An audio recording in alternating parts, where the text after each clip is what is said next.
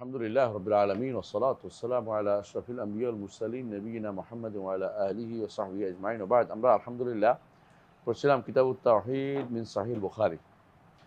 বুখারী রাহমাতুল্লাহ কিতাবুত তাওহীদ পড়ছিলাম। তো আমরা 13 নম্বর অধ্যায় শেষ করেছি। আজকে 14 নম্বর অধ্যায় থেকে শুরু করব ইনশাআল্লাহ। তো আমরা বিসনাদে পড়ি ইনশাআল্লাহ।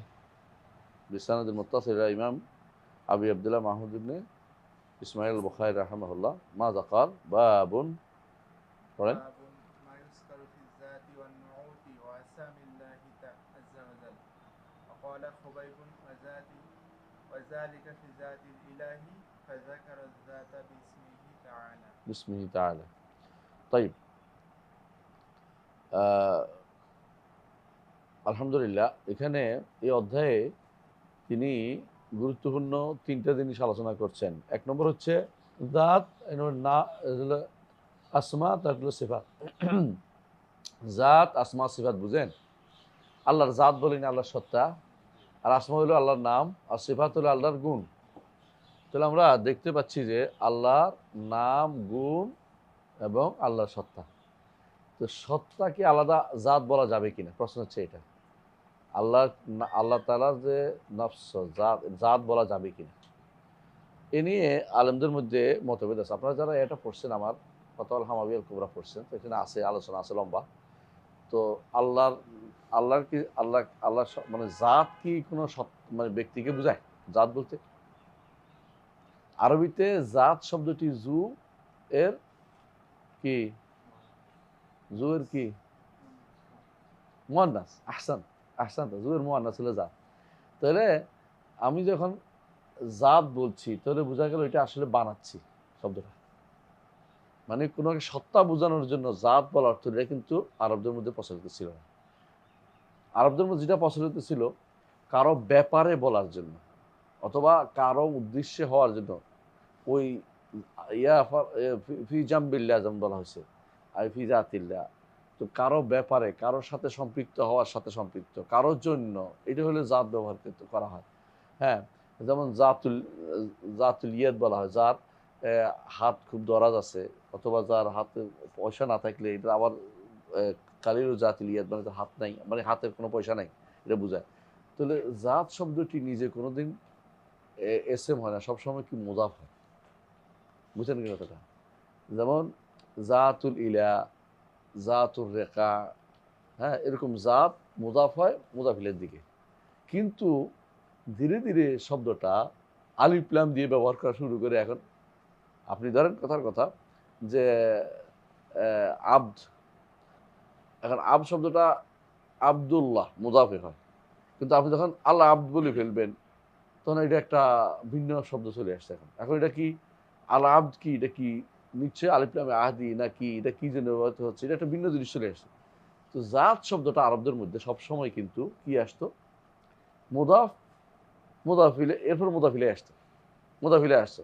যেমন জুমাল, জাত জামাল, এভাবে পড়ছেন আপনারা, জাত জামাল। এখন ধীরে ধীরে এখন জাত শব্দ আল্লাহর জাত, আল্লাহর সিফাত, আল্লাহর আসমা, এগুলো বলি না আমরা।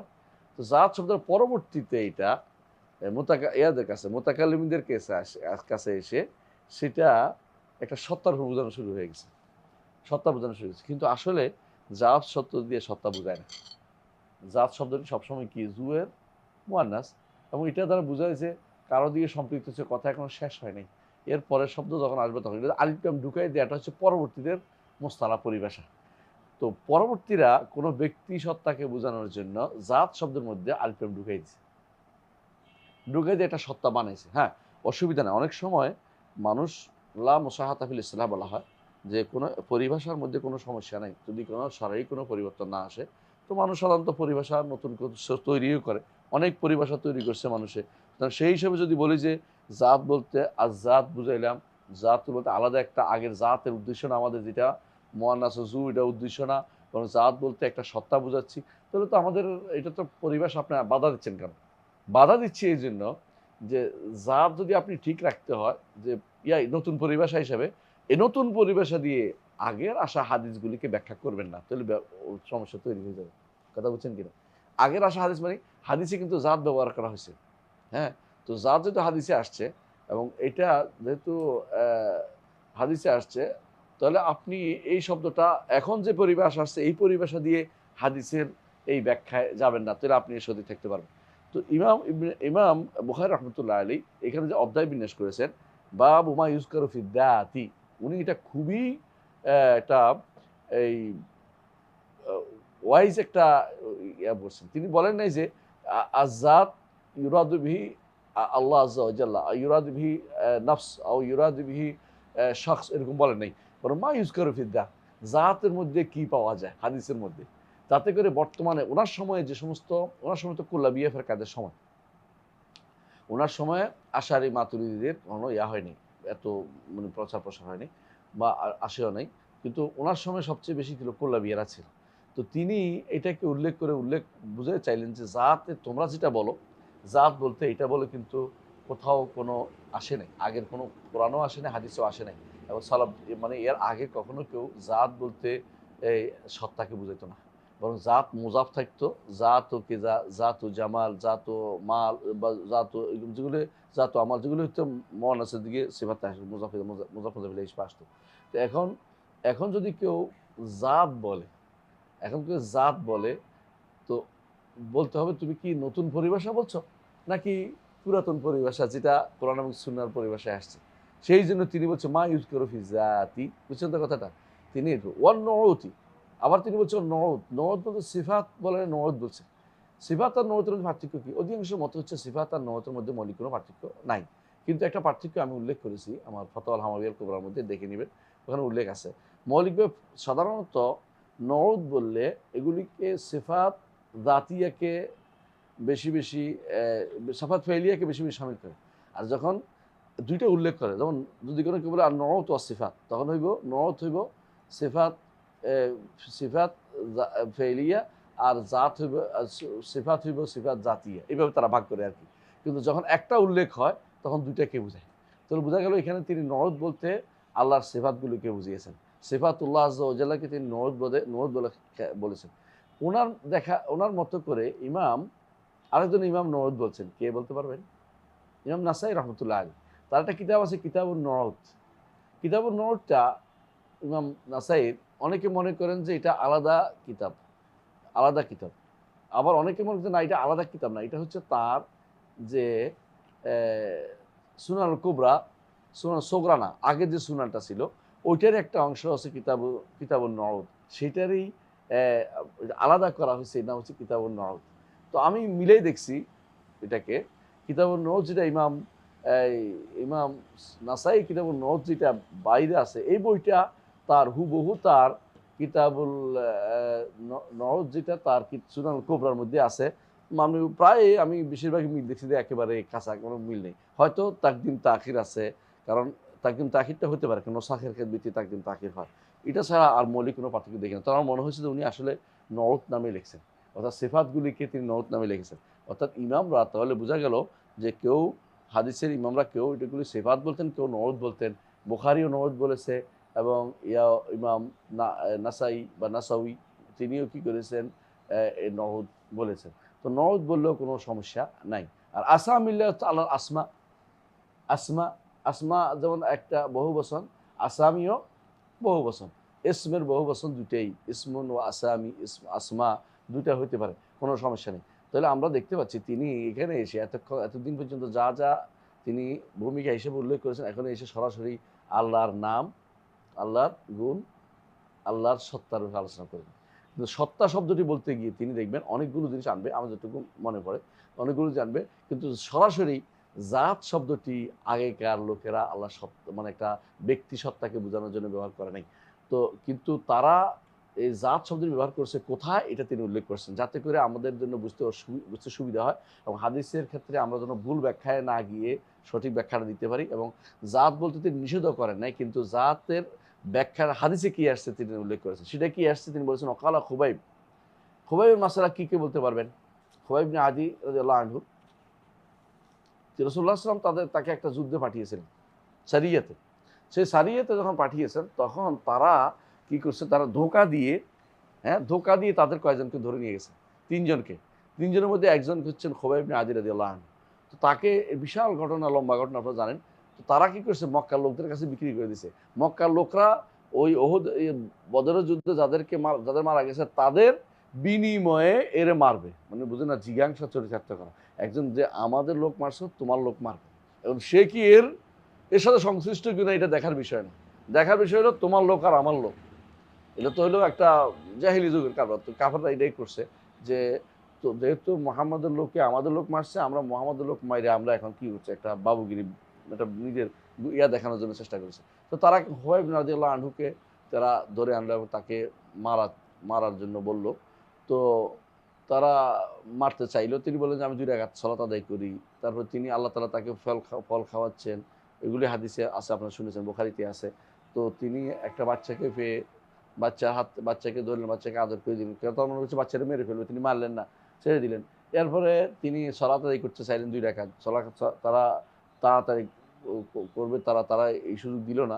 তখন তিনি একটা কবিতা বললেন যে, ওয়ালাস্তু উবালি হিনা উকতালু মুসলিমান আলা আইয়ি শাক্কিন কানা লিল্লাহি মাসরাই ওয়া যালিকা ফি যাতিল ইলাহি ওয়া ইন ইয়াশা ইউবারাক আলা আওসালি শিলবিন মুমাজ্জাই।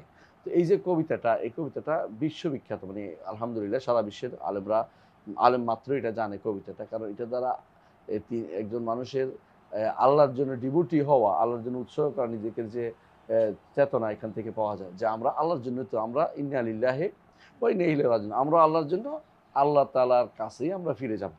এইটাই বোঝানোর জন্য তিনি এই অধ্যায়টা বিন্যাস করেছেন। প্রথমে আনছে জাত, নউত, আসামি সম্পর্কে কি এসেছে।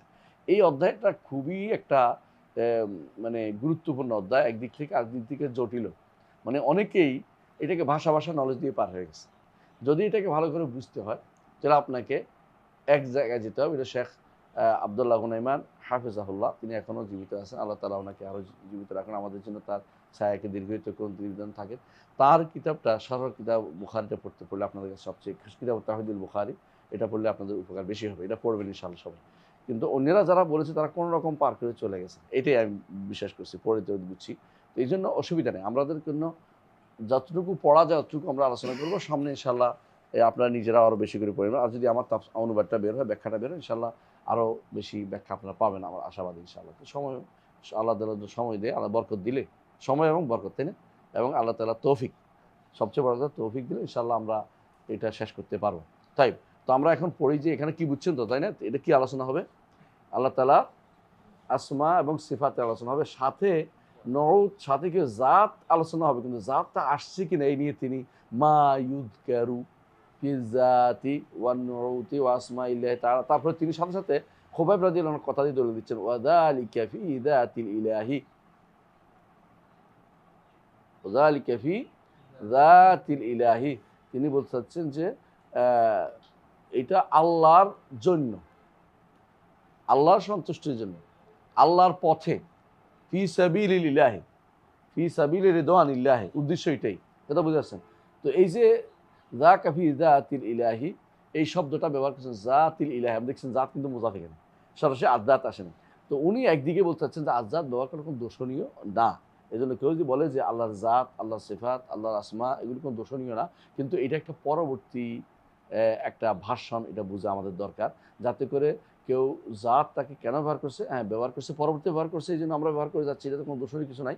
এটা কিন্তু এটা কোরআন হাদিসের মধ্যে যখনই আসবে, জাত বলতে সরাসরি আল্লাহকে বোঝানো হয় না, আল্লাহর জন্য, আল্লাহর সন্তুষ্টির জন্য, আল্লাহকে খুশি করার জন্য, আল্লাহর পথ, আল্লাহর দ্বীনকে বুলন্দ করার জন্য এই জাতীয় শব্দগুলি আমার বেশি বেশি ব্যবহার করা হয়। বুঝে আসছে কথাটা? তাহলে আমরা এই অর্থগুলো এইভাবে আসবে। তাহলে আমরা পড়ি ইনশাআল্লাহ। কি বলছেন? ক্বালা খুবাইবুন, খুবাইব তো বুঝছেন না, তাই না? খুবাইব ইবনে আদি আল আনসারী রাদিয়াল্লাহু আনহু, হ্যাঁ।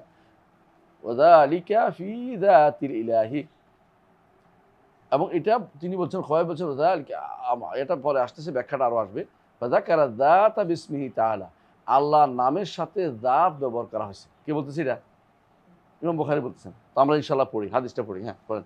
وبه قال حدثنا أبو اليمان قال আবুল ইয়ামান হাকাম ইবনে নাফি, জি। قال أخبرنا شعيب عن الزهري قال أخبرني জুহরি সবাই জানি, তাই না? জি। আখবারনি أخبرني আমর ইবনে আবি সুফিয়ান, عمرو হ্যাঁ। بن أبي سفيان بن أسيد بن زارية الثقفي حليف حليف لبني زهرة وكان من أصحاب أبي هريرة أن أبا هريرة قال بعث رسول الله صلى الله عليه وسلم 10 منهم خبيب الأنصاري فأخبرني عبيد الله بن عياد أن ابنة حارس أخبرته أنهم حين استرعى منها موسى ইস্তাআরা استعار منها موسى يستحد بها فلما خرجوا من الحرم ليقتلوه قال خبيب الأنصاري ولست أبالي حين أقتل اقتلوا. مسلما على أي شك كان الله مسرعي কানা লিল্লাহি على أي شك كان لله مسرعي وذلك في ذات الإله وإن يشاء ويبارك على أوصال شلع ممزع ফাকাতালাহু فقتله أبو الحارث ইবনুল না فقتل আপনি ওখানে ঠিক করেন, ওইটার উপর নির্ভর করে, ওইটা মেইন। فأخبر ها؟ النبي صلى الله عليه وسلم মা উবালি লাস্ট উবালি মা কি আছে ওখানে কি আছে মা উবালি।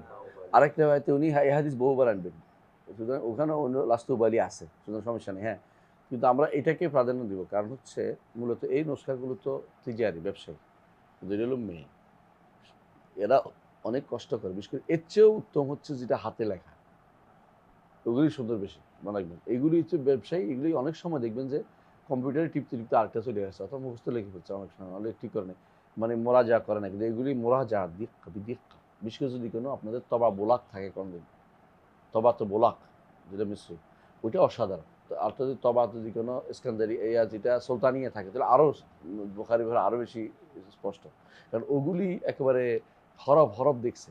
এবং কারণ কি জানেন, তারা তখনকার দিনে তার কম্পিউটার টিপলে এক শব্দ আসতো না, তখন কি তখন একটা হরফ লেখার জন্য একটা আলিফ নিয়ে আসা হতো, নিয়ে এইটার সাথে বা বানতো, তা বানতো, সা বানতো, একটা একটা শব্দ করতো।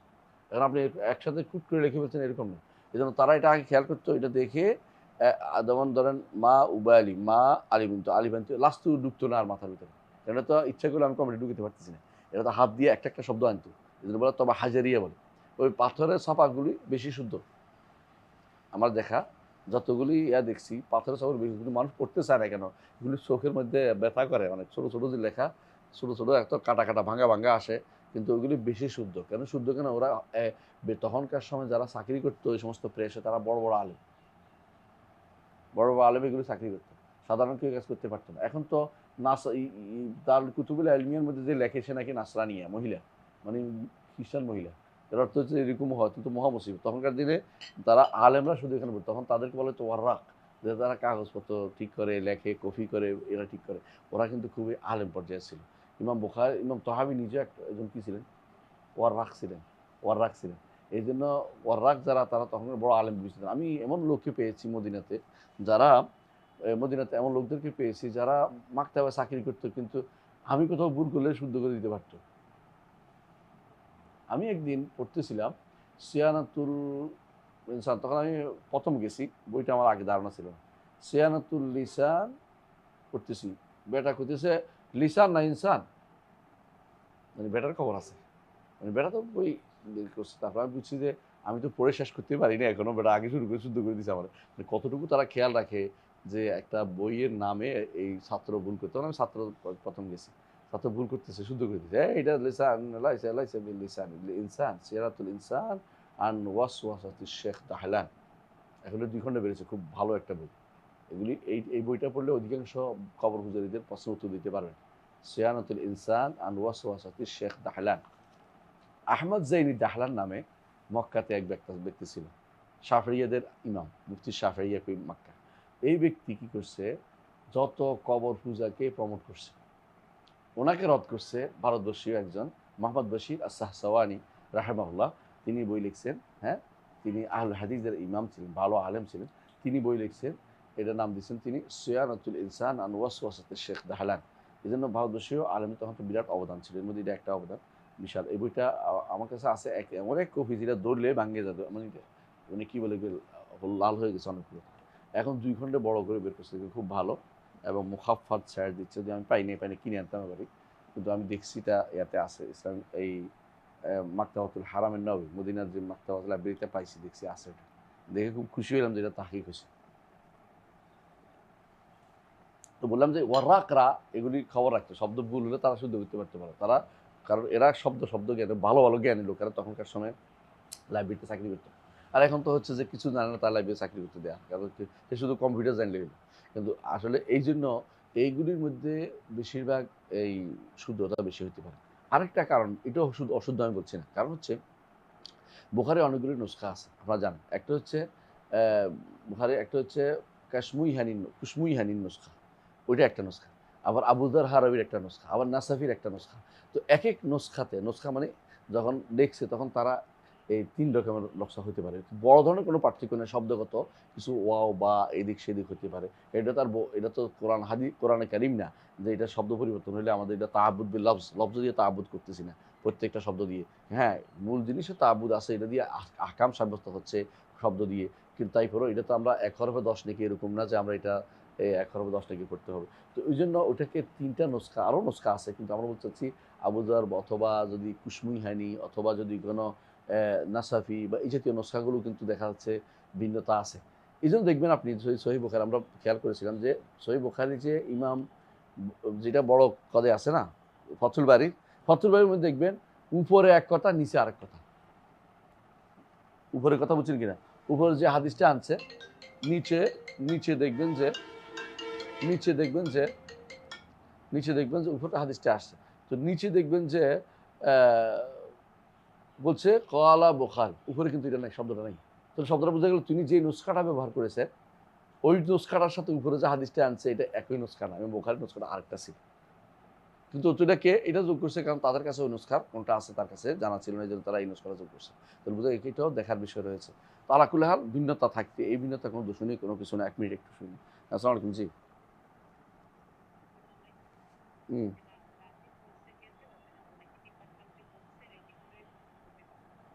আলহামদুলিল্লাহ পাঠাই দিবে না? ঠিক আছে, ঠিক আছে। তো আমার আর কোনো কিছু করার নাই তো না? মাসুদকে বলতে হবে গাড়ি দিতে, না যাইতে পারবো? আচ্ছা, অসুবিধা নেই। আল্লাহ হাফেজ বললে আচ্ছা, অসুবিধা, আল্লাহ হাফেজ। সালাম আলাইকুম।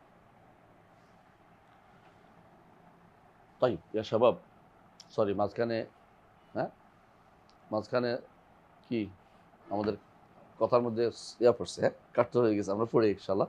তাহলে আমরা দেখি আবুল ইয়ামান উনি বলতেছেন যে ইমাম বুখারীর ইমাম আবু হুরায়রা রাদিয়াল্লাহু আনহুর ছাত্র বলতেছেন যে আবু হুরায়রা বলেছেন, কি বলেছেন, বারাসা রাসূলুল্লাহ সাল্লাল্লাহু আলাইহি ওয়াসাল্লাম আশরাতা, রাসূলুল্লাহ ১০ জনকে পাঠিয়েছে সারিয়া, এটা সারিয়ার জন্য পাঠিয়েছে। বারাসা বললেই সারিয়া বোঝায় সাধারণত, আর যুদ্ধ তো আলাদা।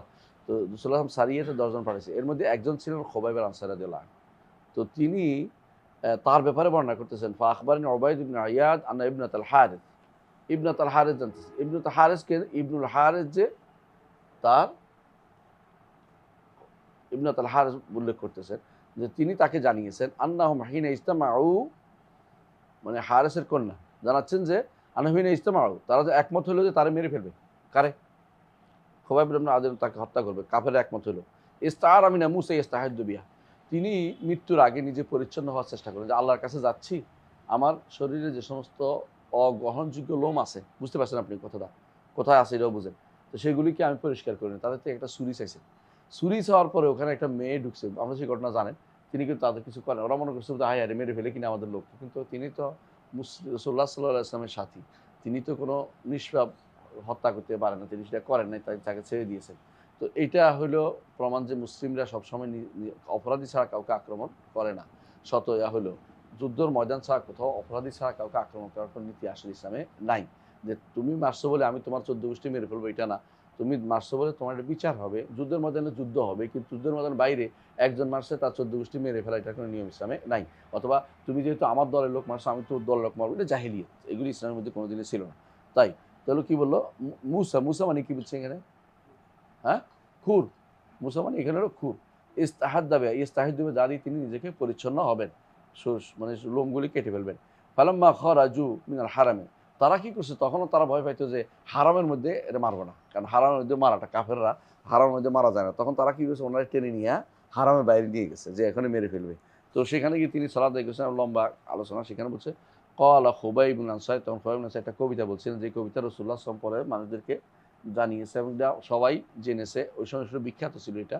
ওয়ালাস্তু উবালি আও মা উবালি হিনা উকতালু মুসলিমান, আমি যদি মুসলিম হয়ে মরতে পারি তাহলে আমি কোন পাশে মরছি, ডান দিকে ফিরে মরছি না কিবলার দিকে ফিরে মরছি, এইটা আমার কোনো বড় কথা না। আমার মূল হচ্ছে মুসলিম হয়ে মারা যাওয়াটা। কথা বুঝছেন কিনা? অনেকে মৃত্যুর জন্য বহু রকমের কসরত করে, কিন্তু একটা চিন্তা করে না যে আমার মৃত্যু কিভাবে হইলো। হ্যাঁ, এইটা বড় কথা। মৃত্যু হওয়ার পরে কয়জনে পায়ে লাথি দিয়ে ধপাস ধপাস করলো, বুঝেন তো? করে না? করে না? বুঝেন না এই কথাটা? আপনি যে কোনো বীর হন, আপনি যে কোনো বীর প্রতীক হন, আপনি যে কোনো বীর, হ্যাঁ, বীর বিক্রম হন, তাহলে আপনার মৃত্যুর পরে বড় বড় জিনিসগুলি আসবে, যেগুলো আপনি সহ্য করতে পারবেন। অনেক সময় দেখবেন যে মহিলা আসছে, হয়তো ওই এলাকার যিনি প্রধান, হ্যাঁ, সরকারের কোনো দায়িত্বশীল মহিলা, তিনি আসছে জানাজার নামাজে কি করতে, ওইটা তাকে বিশেষ বিদায় জানাতে। তো তিনি ধপাস ধপাস করছেন কয়বারে, হ্যাঁ, পুলিশে কয়বার পা দিয়ে ঠুকা দিল কয়টা, এরপর এটা হইল তাদের কি বড় সম্মান দেয়া, দেখ কবরে যাইব, উপকারে লাগবে, কোনো কাজে আসবে, দুনিয়ার বুকে আপনার জন্য একটা হয়তো রাস্তা হইব, হয়তো আপনার জন্য একটা নাম হইব যে উনি এটা ছিলেন। এগুলি মৃত্যুর পর পরে সব শেষ। আপনার ছেলে হয়তো এটা দিয়ে একটা চাকরি পাইবে, আপনার নাতিপুতি হয়তো একটা চাকরি পাইতো আগেকার দিনে, এখন আর পায় না। আগেকার দিনে নীতি নীতি করছিল গত সরকারের আমল, ফালতু জিনিস এটা, যে আচ্ছা তুমি ছেলে তোমার দ্বারা ক্ষতিগ্রস্ত হয়েছে মানলাম, বাপে নাই, নাতি কি করছে, নাতি কিবে কেন পাইবে? এটা হলো মুসলিম মানে একটা দেশের মধ্যে একটা বিভক্তি তৈরি করার কোনো কারণ নেই। একটা জিনিস দিয়া এখানে মেধার ইয়া না দিয়া, মেধার কোনো গুরুত্ব না দিয়ে দিছে কারে, হ্যাঁ, জাহিলিয়ত কি গুরুত্ব দিছে, এগুলো জাহিলিয়তের কাজ সবগুলি। আলাকুল্লি হাল, যেটা বলছিলাম, তো উনি তারা বলছে আমি কোন দিকে ফিরে মারা গেলাম এটা বড় কথা না, যে আমাকে আল্লাহর জন্য যদি মারা যায়। সাহাবা একরাম যে মরতেন বিভিন্ন জায়গাতে, কোথায় মরতেন চিন্তা করতেন না যে আমার জন্য অমুকখানে কবর দিবেন, অমুকের কাছে নিয়ে কবর দিবেন, অমুক পীরের কাছে লইয়া যাবেন, এগুলি তাদের কাছে কোনো নীতি কোনোদিনই ছিল না। তারা মরে যেতেন যুদ্ধের ময়দানে, মনে করতেন যে আল্লাহর জন্য মারা যাচ্ছি, মরে গেলে কি হবে আল্লাহ দেখবেন, আমার তো ঠেকা নাই যে বসে বসে আমার মৃত্যুর কবর কোথায় হবে। অনেকে এই জন্য দেখবেন কবর বানাই রাখছে, এটা অন্যায়। অগ্রিম কবর বানাই রাখেন কেন? অনেকে আছে কবর বানাইছে, দেখা গেছে আটলান্টিকের উপরে মারা গেছে, তার বিমানটা বিস্ফোরণ হয়েছে, তার কবর তো দূরের কথা, তার লাশও পাওয়া যাচ্ছে না, কবর কোথায় দিবে, মানে তার সেখানে বিস্ফোরণ শেষ হয়ে গেছে। তাহলে আপনি যে কবর বানাই রাখছেন কি জন্য? এমনি বলতে পারেন যে যদি আমি স্বাভাবিকভাবে মারা যায় অমুকখানে কবরস্থান হইতে পারে, কবর আমাদের হইতে পারে, এটা হইতে পারে, কিন্তু যদি আপনি জানেন যে এখানে নাও হইতে পারে। এবারে যে গত গত সরকারের আমলে কিছু লোককে মারা হয়েছে, তারা প্রত্যেকে কবর ভিন্ন ভিন্ন জায়গায় করে রাখছিল, কোথাও মৃত্যু হয় না, আল্লাহর কবর যেখানে তার নির্ধারণ করছে সেখানে তার কবরের ব্যবস্থা হয়েছে। তাহলে আপনি কবর বানাই রাখছেন কি জন্য? অনেক কবর বানাই রাখে ওকে। আর আমি রাজশাহীতে একজনকে জানি, তোমাদের রাজশাহীতে, যে সে অগ্রিম কবর বানাইছে, অগ্রিম মাজার বানাইছে, একেবারে পুরা ইয়ার মতো মাজার বানাইছে করে, শুধু একটু জায়গা খালি রেখেছে যে যেন মরার পরে এখানে এনে তারা ঢুকাইতে পারে, একবার পাকা টাকা করে সুন্দর করে, হ্যাঁ, এইভাবে রাখছে। মানে কবরের প্রতি তার যে মানে কি অবস্থা, মানে সুবহানাল্লাহ, আশ্চর্য হইতো। তিনিও মাদানি, মদিনা পড়ছে, তার ছেলেরে পাইছি আমি, হ্যাঁ, ছেলেও পাইছি বলে। আমি বললাম যে কয়টা আমি আমার বাবা হচ্ছে অমুক, আরে এটা ওই ওই লোকে যে লোকে কবর বানাইছে কহ। আমি আর কথা বলতে পারি না, কি বলবো ওরে, আমি তো দিছি একটা খোসা, কিন্তু সে মনে করতেছে না এমনি উনি বানাই রাখছে আর কি, যাই বলুক কবর বানাই রাখছে, তাও কি করছে মাজার বানাই রাখছে, আগে আগে থেকে মাজার এরকম ইয়া দিয়া পুরা মাজার বানাই রাখছে, এখন শুধু বাকি রয়েছে, সে মরা বাকি আছে এখান দিয়ে। আমার কাছে মানে এরকম দোয়া করতে ইচ্ছা করে যে আল্লাহ যেন এখানে কবর না দেয়, তার এমন জায়গাতে দেখুন তো আনতে না পারে তার কবরটা, যাতে করে এটা একটা ইয়া নজির হয় যে জগতের বুকে তোমরা অগ্রিম বেশি কিছু কাজ করতে চেষ্টা করো না, এখানে দিলেই তোমার ক্লাবটা কি। একমাত্র মদিনা ছাড়া আর কোথাও মরার মধ্যে কোনো কি নেই, আলাদা কোনো ফজিলত নেই। কাবার কাছে মরলে কি আলাদা ফজিলত আছে? না। হ্যাঁ, যদি কোনো কেউ মরে, যদি কোনো সে এহরাম অবস্থা মরে, একটা ফজিলত আছে, তো অবস্থাটা, কিন্তু কোথায় কবর হচ্ছে এটা বড় কথা না।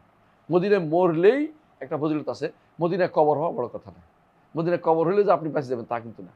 বা অমুক হুজুরের কাছে, পীরের কাছে, রসুল্লার মাজারের কাছে, রসুল্লার মাজার বানাইছে কত হেরা, আমি তোর বলি না, কবরের কাছে যাও, আপনি যদি ইমান না থাকে ওখানে মাটি দিলে লাভ হইব, শিরিক করলে লাভ হইব, ওখানে মাটি দিলে লাভ হইব না। তাহলে সাহাবায়ে কেরামের জন্য কখনো কোথায় কবর হচ্ছে এ নিয়ে তাদের কাছে কোনো মাথা ব্যথা ছিল না। তারা বলছো আল্লাহর জন্য মারা যাচ্ছি কিনা, এটা দেখ বড় কথা, যে আমি আল্লাহর জন্য নিজেকে দিতে পারতেছি কিনা, আল্লাহ তাআলা আমার কাছে জানটা চেয়েছে। সবচেয়ে বড় জুদ, সবচেয়ে বড় দান হচ্ছে নফসকে দান করা, সবচেয়ে বড় দান হচ্ছে নিজের কলবটা নিজেকে দান করে দেয়া। এটা তারা দিতে পারছেন কিনা দেখেন। কোথায় মারা গেছেন এটা বড় কথা, লাফিল মাইমা না ডাইনে না বামে না সামনে না পিছনে, যুদ্ধের ময়দানে কোথায় মারা গেছে এটা তারা চিন্তা করতো না যে আমি আল্লাহর জন্য মারা যেতে পারছি কিনা।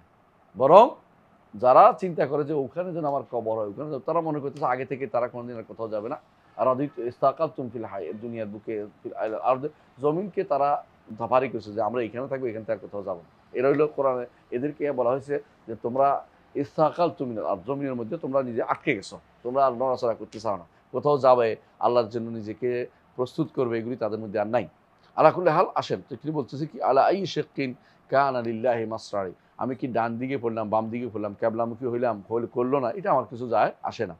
ওয়াযালিকা ফি যাতিল ইলাহি, আমার মৃত্যুটা যেন যাতিল ইলাহ হয়, আল্লাহর জন্য হয়, আল্লাহকে খুশি করার জন্য হয়, আল্লাহর কারণে হয়, আল্লাহ দ্বীনের কারণে হয়, শরীয়তের কারণে হয়। এটা হলো মূল কথা, কথা বুঝতে পারছি?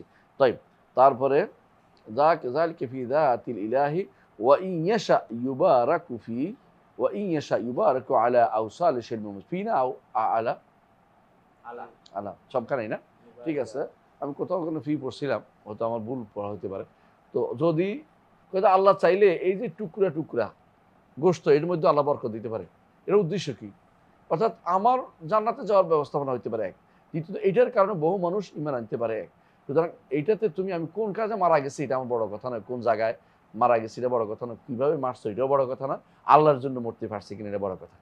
মৃত্যু তো সবারই হবে, হবে না? কিন্তু যদি কোনো আল্লাহর জন্য মারা যায় সে ব্যক্তি সৌভাগ্যবান, সে ব্যক্তি সৌভাগ্যবান। এর চেয়ে বড় সৌভাগ্যবান আর কোনো কিছু নাই। রাসূলুল্লাহ সাল্লাল্লাহু আলাইহি ওয়াসাল্লাম হাদিসে কি আসছে যে শহীদের এত বড় মর্যাদা, আমার ইচ্ছা হয় যে একবার জন্ম হই আবার মরি, আবার ইচ্ছা আবার জন্ম। এটা মূলত কার কথা? মূলত হাদিসটা যেটা আসছে এটা আবু হুরায়রা রাদিয়াল্লাহু আনহু বক্তব্য। এই জন্য অনেকেই এটাকে রাসূলুল্লাহ সাল্লাল্লাহু আলাইহি ওয়াসাল্লাম সম্পর্কে বলে। আমরা জানি যে রাসূলুল্লাহ সাল্লাল্লাহু আলাইহি ওয়াসাল্লাম শহীদদের চেয়েও বড় মর্যাদার দিকে, তাহলে বোঝা গেল যে এখানে বক্তব্যটা আবু হুরায়রা রাদিয়াল্লাহু আনহু। কিন্তু এখানে হাদিসে আসছে, এই জন্য বলতেছি আর কি, হাদিসে এভাবে আসছে যে এত বড় মর্যাদা যে আমার ইচ্ছা হয় একবার কি করি, জীবিত হই আবার শহীদ, আবার জীবিত আবার শহীদ, আবার জীবিত আবার শহীদ। কেন? এটা বড় মর্যাদাপূর্ণ, যে শহীদ হওয়ার যে আকাঙ্ক্ষা এটা বড় জিনিস। তো তিনি এই জন্য আকাঙ্ক্ষা ব্যক্ত করেছেন যে আল্লাহর জন্য তিনি, আল্লাহর জন্য তিনি মারা গেছেন। এখানে মূল জিনিসটা যে জন্য তিনি হাদিসটা এনেছেন এটা কি? যাতিল ইলাহি। আহসানতা, যাতুল ইলাহি, এই জাত শব্দটা ব্যবহার করা যাবে কিনা। তো তিনি দেখাচ্ছেন মূলত জাত ব্যবহার করা যাবে এটার জন্য নিয়ে আসছেন, কিন্তু আগের যে অর্থে ব্যবহৃত এখন সে অর্থে জাতটা ব্যবহৃত হচ্ছে, এটা হলো মূল কথা। জি। ফাকাতালাহু ইবনুল হারিস, এরপর তাকে ইবনুল হারিস হত্যা করেছে। আখবরের নবী সাল্লাল্লাহু আলাইহি ওয়াসাল্লাম আসহাবাহু খাবারাহুম ইয়াওমা উসিবা, রাসূলুল্লাহ সাল্লাল্লাহু আলাইহি ওয়াসাল্লাম তার সাহাবী জানিয়েছেন যে এরা এখন খোবাইব হত্যা হয়েছে। কিভাবে জানছে? রাসূল গায়েব জানে না, আল্লাহ তাকে জানিয়েছেন, এই জন্য তিনি সাহাবা কেরামকে জানিয়েছেন। রাসূলুল্লাহ সাল্লাল্লাহু আলাইহি ওয়াসাল্লাম সেই সময় অনেক কিছু আল্লাহ তাআলা তাকে জানাতেন সাহাবা এর মাধ্যমে, আল্লাহ তাআলা তাকে জানাতেন জিবরিলের মাধ্যমে, আল্লাহ তাআলা তার জন্য উন্মুক্ত করতেন। তিনি সেটা বলতেন যে এখন এটা হয়েছে, এখন এটা হয়েছে, এটা বলতেন। যেমন তিনি মুতার যুদ্ধে প্রথমে বলতেন অমুক মারা গেছে, অমুক মারা গেছে, অমুক মারা গেছে, রাসূল বলতে পারছে অমুক শহীদ হয়েছে, অমুক শহীদ হয়েছে বলছেন। এটা আল্লাহ তাআলার পক্ষ থেকে আল্লাহ রাসূল সাল্লাল্লাহু আলাইহি ওয়াসাল্লামকে জানিয়ে দেয়া। তো এখানে যে আমরা দেখলাম যে আল্লাহ তাআলার জাত, আসমা এবং সিফাত। তো আল্লাহ তাআলার জাতের ক্ষেত্রে উনি হচ্ছেন আকমালুজ জাওয়াত, সবচেয়ে উত্তম শ্রেষ্ঠ জাত, কোনো সন্দেহ নেই। কারণ তিনিই তো একমাত্র পরিপূর্ণ, আর সবাই হচ্ছে নাকিস। তিনি হচ্ছেন খালেক, সবাই হচ্ছে মাখলুক। তো জাত, তার জাতের ব্যাপারে এবারে আর কথা বলার অধিকার আমাদের নেই। তার জাতের যে মৌলিক গুণ কয়টা বলছিলাম, মনে আছে? জাতের মৌলিক গুণ কয়টা মনে করেন? জাতের ক্ষেত্রে সত্তা বোঝানোর জন্য, আল্লাহ সত্তা অন্যগুলোকে পার্থক্য করার জন্য আমাদের কিছু বৈশিষ্ট্য উল্লেখ করতে হয়। সেই বৈশিষ্ট্যগুলি এক নম্বর হচ্ছে যে জাতটা প্রথম হচ্ছে আহাদুন, তার জাতের মৌলিক হচ্ছে আহাদুন। তার জাতের আরেকটা বৈশিষ্ট্য হচ্ছে সমাদুন, আহাদুন সমাদুন, আহাদুন সমাদুন, বুঝতে পারছেন? তারপরে তার জাতের আরেকটা বৈশিষ্ট্য হচ্ছে লাম ইয়ালিদ ওয়ালাম ইউলাদ ওয়ালাম ইয়াকুল্লাহু কুফুয়ান আহাদ। ঠিক আছে? এই একটা, এটা হচ্ছে এই আহাদ এবং সমাদের দুইটার এই সিফাত সালবিয়া বুঝছেন, যেগুলি তার নয়, যে তিনি জন্ম নেন না, জন্ম নেন না এবং তার মতো কোনো কিছু নেই, এগুলি হচ্ছে সিফাত সালবিয়া। কিন্তু এগুলি হচ্ছে সিফাত কি? সুবুতিয়া, আহসানতা, সিফাত সুবুতিয়া, সিফাত সুবুতিয়া। তো 3 নম্বর কি হতে পারে? 3 নম্বর হচ্ছে যে ওয়াহুয়া আলিয়ুন। কোথায় পাইছি? ওয়াহুয়াল আলিয়ুল আযীম। ওয়াহুয়াল আলিয়ুল আযীম কোথায়? সূরা আয়াতুল কুরসি, যেটা আমরা প্রতিদিন রাতে বলি আলা আলী, আলা আলী তিনি আয় উলুহু, উলুহু, উলুহু বিযাতিহি। এটা জাতের সিফাতের জন্য, কারণ উলু জাত সাব্যস্ত করতে হবে আপনাকে। উলুউল কাহার এবং উলুউল কাদার আশারি মাতুরিদা সাব্যস্ত করে। আশারি মাতুরিদা কি সাব্যস্ত করে না? উলু জাত সাব্যস্ত করেন।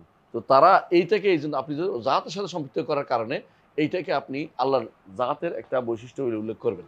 আর একটা হচ্ছে আল আজিম, তার আজমতের উপরে আপনি আলোচনা করবেন যে হুয়া আজমাতুহু, আজমাতুহু মিন জাতিহি। তার আজমত, তার সত্তার আজমত, এমন সত্তা যে সত্তা হাতের মুষ্টির ভিতরে সমস্ত আসমান এবং জমিন সব জায়গা হয়, এবং সেগুলি তিনি ভাঁজ করে রাখবেন এক হাতে আসমানগুলিকে রেখে বলবেন আনাল মালিক আইনা মুলুকুদ দুনিয়া। এরপর এটার উপরে আজমতের উপরে আমরা একটা দারাস আমরা দিয়ে থাকি সাধারণত, আপনার শুনে থাকেন যে আজমাতুল বারি, আজমাতুল্লাহ সুবহানাহু ওয়া তাআলা, এটার উপরে 40 হাদিসের আমরা আলোচনা করি সাধারণত, এখনো সবটা শেষ করতে পারিনি, 7-8টা গেছে। তো এই আজমতের উপরে আমরা আলোচনা করি। এগুলি হচ্ছে কয়টা হলো? 1, 2, 3, 4। আর একটা আপনাকে বলতে হবে অতিরিক্ত, সেটা কি? সেটা হচ্ছে এটা হচ্ছে বা এনো মিন খালকি, বা এনো মিন খালকি। এটা কেন বলছি? এটা পরবর্তীরা বলছে কি জন্য, পরবর্তী ইমামরা বলছে, আমরা বলি নাই। কেন বলছে? যাতে করে স্রষ্টার ভিতরে সৃষ্টিকে কেউ মনে না করে। তো আল্লাহ তাআলাকে যদি কোনো আপনি জাতকে যদি কোনো আপনি বুঝাইতে হয়, তাহলে আপনাকে এই 5টি জিনিস সবসময় রাখতে হবে। তিনি আহাদুন সমাদুন, হ্যাঁ, লাম ইয়ালিদ ওয়া লাম ইউলাদ ওয়া লাম ইয়াকুল লাহু কুফুয়ান আহাদ। তিনি আলিন ফি যাতিহি, আজিমুন ফি সুলতানি, আজিমুন ফি জাতিহি ওয়া বাইনুম মিন খালকিহি। এটা আপনাকে অবশ্যই বলতে হবে, কারণ আল্লাহ তাআলার জাতের ক্ষেত্রে এর চেয়ে উত্তম পরিচয় আর কিছু হতে পারে না। আপনি এই পরিচয় দিবেন অবশ্যই। আর অন্য পরিচয় আসবে আসমা ও সিফাতের মধ্যে আসবে, কিন্তু এগুলি একবার তার সত্তার পরিচয় দেওয়ার জন্য এগুলো জরুরি। তাই আমরা বুঝছি যে আল্লাহর জাত হচ্ছে আযমুজ্জাওয়াত, আল্লাহর জাত হচ্ছে আকমালুদ্দাওয়াত, সবচেয়ে বড় সত্তা, সবচেয়ে পরিপূর্ণ সত্তা হচ্ছে রব্বুল আলামিন। আর তার সিফাত হচ্ছে, হ্যাঁ, সিফাত হচ্ছে আকমালুস সিফাত, সবচেয়ে পরিপূর্ণ সিফাত, এবং তার নামগুলো হচ্ছে আযমুল আসমা এবং আহসানুল আসমা এবং লিল্লাহিল আসমাউল হুসনা। সুন্দর নামগুলি তার জন্যই। তাহলে সব দিক থেকে পরিপূর্ণ কে? আল্লাহ তাআলা। আর বান্দা কখনো কখনো আনুপাতিকভাবে পরিপূর্ণ হয়। পরিপূর্ণ বলা যায় ইনসানুল কামেল, রাসূলুল্লাহ সাল্লাল্লাহু আলাইহি ওয়াসাল্লামকে ইনসান হিসেবে তিনি কামেল। কিন্তু ইনসানুল কামেল বলে যদি কোনো কেউ বলে, এদের যার উদ্দেশ্য বেদাতীদের, তাদের উদ্দেশ্য হচ্ছে তিনি এই ইয়াদের যে হিন্দু ধর্মের মধ্যে একজন আছে বড় সত্তা, তার বিভিন্ন অংশ বিভিন্ন ভাগ হয়েছে, এটার মধ্যে তারা মনে করে যে এই মহাপুরুষ হিসাবে তারা উল্লেখ করে থাকে। তারা এটার মধ্যে থেকে তার থেকে সারা পৃথিবী হয়েছে উল্লেখ করে। যেমন এই জন্য তারা বলে যে নূর, সব কিছু আল্লাহ নূর, রসুলের নূরের থেকে তৈরি, এই জন্য বলে যে এটা এই কারণে তারা হিন্দু ধর্ম থেকে প্রভাবিত, এটা বলে। এটা কিন্তু আল্লাহ এবং তার কোথাও কোরআন হাদিসে কোথাও বলা হয়নি। তো আলাকুল্লি হাল, যেটা আমরা বলতে চাচ্ছি সেটা হচ্ছে যে আল্লাহ তাআলার জাতের জন্য, জাত শব্দটি আল্লাহর জন্য ব্যবহার করা কি বৈধতা আছে? তবে এইটার মূল ব্যবহার কিন্তু সত্তার জন্য ব্যবহৃত হতো না। এটা একটা সত্তার মৌসুফ ছিল, অর্থাৎ সত্তার মুদাফ ছিল। এটা কোনো সত্তার মুদাফ ছিল, অর্থাৎ তার দিকে সম্পৃক্ত করার জন্য ব্যবহার করা হতো। আরেকটি হাদিসে এটা আসছে, তিনি উল্লেখ করেছেন, আরেকটা হাদিসে আসছে, এখানে উল্লেখ করে না, অনেক পরে উল্লেখ করবে। সেটা কি? এখানে সেটা হচ্ছে একটা হাদিসে রাসূলুল্লাহ সাল্লাল্লাহু আলাইহি ওয়াসাল্লাম বলেছেন, লাম ইয়াকযিব ইব্রাহিম কাত ইল্লা সালাসা কাযিবাতিন। ইব্রাহিম আলাইহিস সালাম কখনো মিথ্যা বলেনি, তবে 3টা ব্যতীত। কুল্লুহুন্না ফি জাতিল্লাহ, সবগুলি আল্লাহর জাতের জন্য। এটা বুখারীতে অন্য জায়গায় আসছে, মুসলিমে আসছে। তাহলে বুখারী মুসলিম আসছে, এর অর্থ হলো কুল্লুহুন্না ফি জাতিল্লাহ, আল্লাহর জাতিল্লাহ। অর্থ কি? হ্যাঁ, অন্য বর্ণে আসছে যে ইসনাতানি মিনুনা ফি জাতিল্লাহ, 2টা আল্লাহর জন্য। এই কাযিব অর্থ হলো, এটা আমরা তাওরিয়া, এই কাযিব অর্থ তাওরিয়া। কোনো কিছু লেখা, ব্যক্তি একটা কথা বলেছে, ব্যক্তির উদ্দেশ্য হচ্ছে একটা বলা, আর যে শ্রোতা সেইটা দ্বারা বুঝেছে যে এইটার অর্থ আরেকটা, এবং এটা উদ্দেশ্য করেছে, তিনি ইচ্ছা করে তাময়িক করেছেন যাতে করে তারা বিপদ থেকে বাঁচতে পারে। সবাই তাওরিয়া করলে তো অবস্থা খারাপ। কিন্তু একটা মানুষ যদি কেউ নিজের হককে বাঁচার জন্য করে থাকে তখন সেটা তার জন্য কি হয়ে যায়, কারণ এই তখন তার একটা এটা হলো তার বিপদ থেকে বাঁচার জন্য করেছে। কিন্তু সবসময় এটা করলে মানুষকে বিভ্রান্ত করা হয়, এটা নিয়ম নয়। কিন্তু ইব্রাহিম আলাইহিস সালাম যখন করেছেন তখন এগুলি মৌলিকভাবে অন্যের কাছে এটা কাযিব বলে বিবেচনা হয়েছে, কিন্তু এটা তো আল্লাহ কাযিব না, এগুলো তাওরিয়া ছিল। যখন কোনটা একটা হচ্ছে কি মনে লাগছে, একটা হচ্ছে কি বাল ফাআলাহু কাবীরুহুম মান ফাআলা হাযা বিআলাতিনা ইব্রাহিম, ইব্রাহিম এগুলি কে করছে, তখন কি বললেন বাল ফাআলাহু কাবীরুহুম, বড়রা করছে। উদ্দেশ্য কি, কাবীর তো আমি, আর এরা বুঝছে কি বড়টা, যেটার কাঁধে কি আছে, কুড়েল আছে, যার কাছে হেরা এটা করছে, উনি বুঝছে এটা, আর উনি উদ্দেশ্য নিচ্ছেন নিজেকে। আর একটা আছে এরকম ইন্নি সাকিম, ইন্নি সাকিম, মানুষ মাত্রই কিছু না রোগ টোগ থাকে, তোরা মনে হচ্ছে ঠিকই অসুস্থ বুঝি, ঠিকই অসুস্থ বুঝি, কিন্তু কার জন্য করছে, কারণ গেলে শিরক হবে। আর এখানে কার জন্য করছে, মূর্তি ভাঙার বিষয়টা কি জন্য করছে, আল্লাহকে খুশি করার জন্য। হ্যাঁ, আমরা এখন ভাঙবো না কেন বলেন তো, মূর্তি ফেলে ভেঙে ফেলবো? ইব্রাহিম ইসলাম ভাঙছে, অনেকে বলে ইব্রাহিম ইসলাম ভাঙছে, আমরা ভাঙবেন না কেন? হ্যাঁ বলেন, বলেন। হ্যাঁ, ইব্রাহিম আলাইহিসসালাম এটা দিয়ে জাতিকে কি করছে, সাবধান করতেছে। বড়টা তো ভাঙেন নাই, বড়টা রাখা কি জায়েজ হয়েছে? যদি ভাঙার উদ্দেশ্য হইতো, বড়টা রাখাটা কি হইতো, এটাও ভাঙতে হইতো, কথা বুঝছেন কি?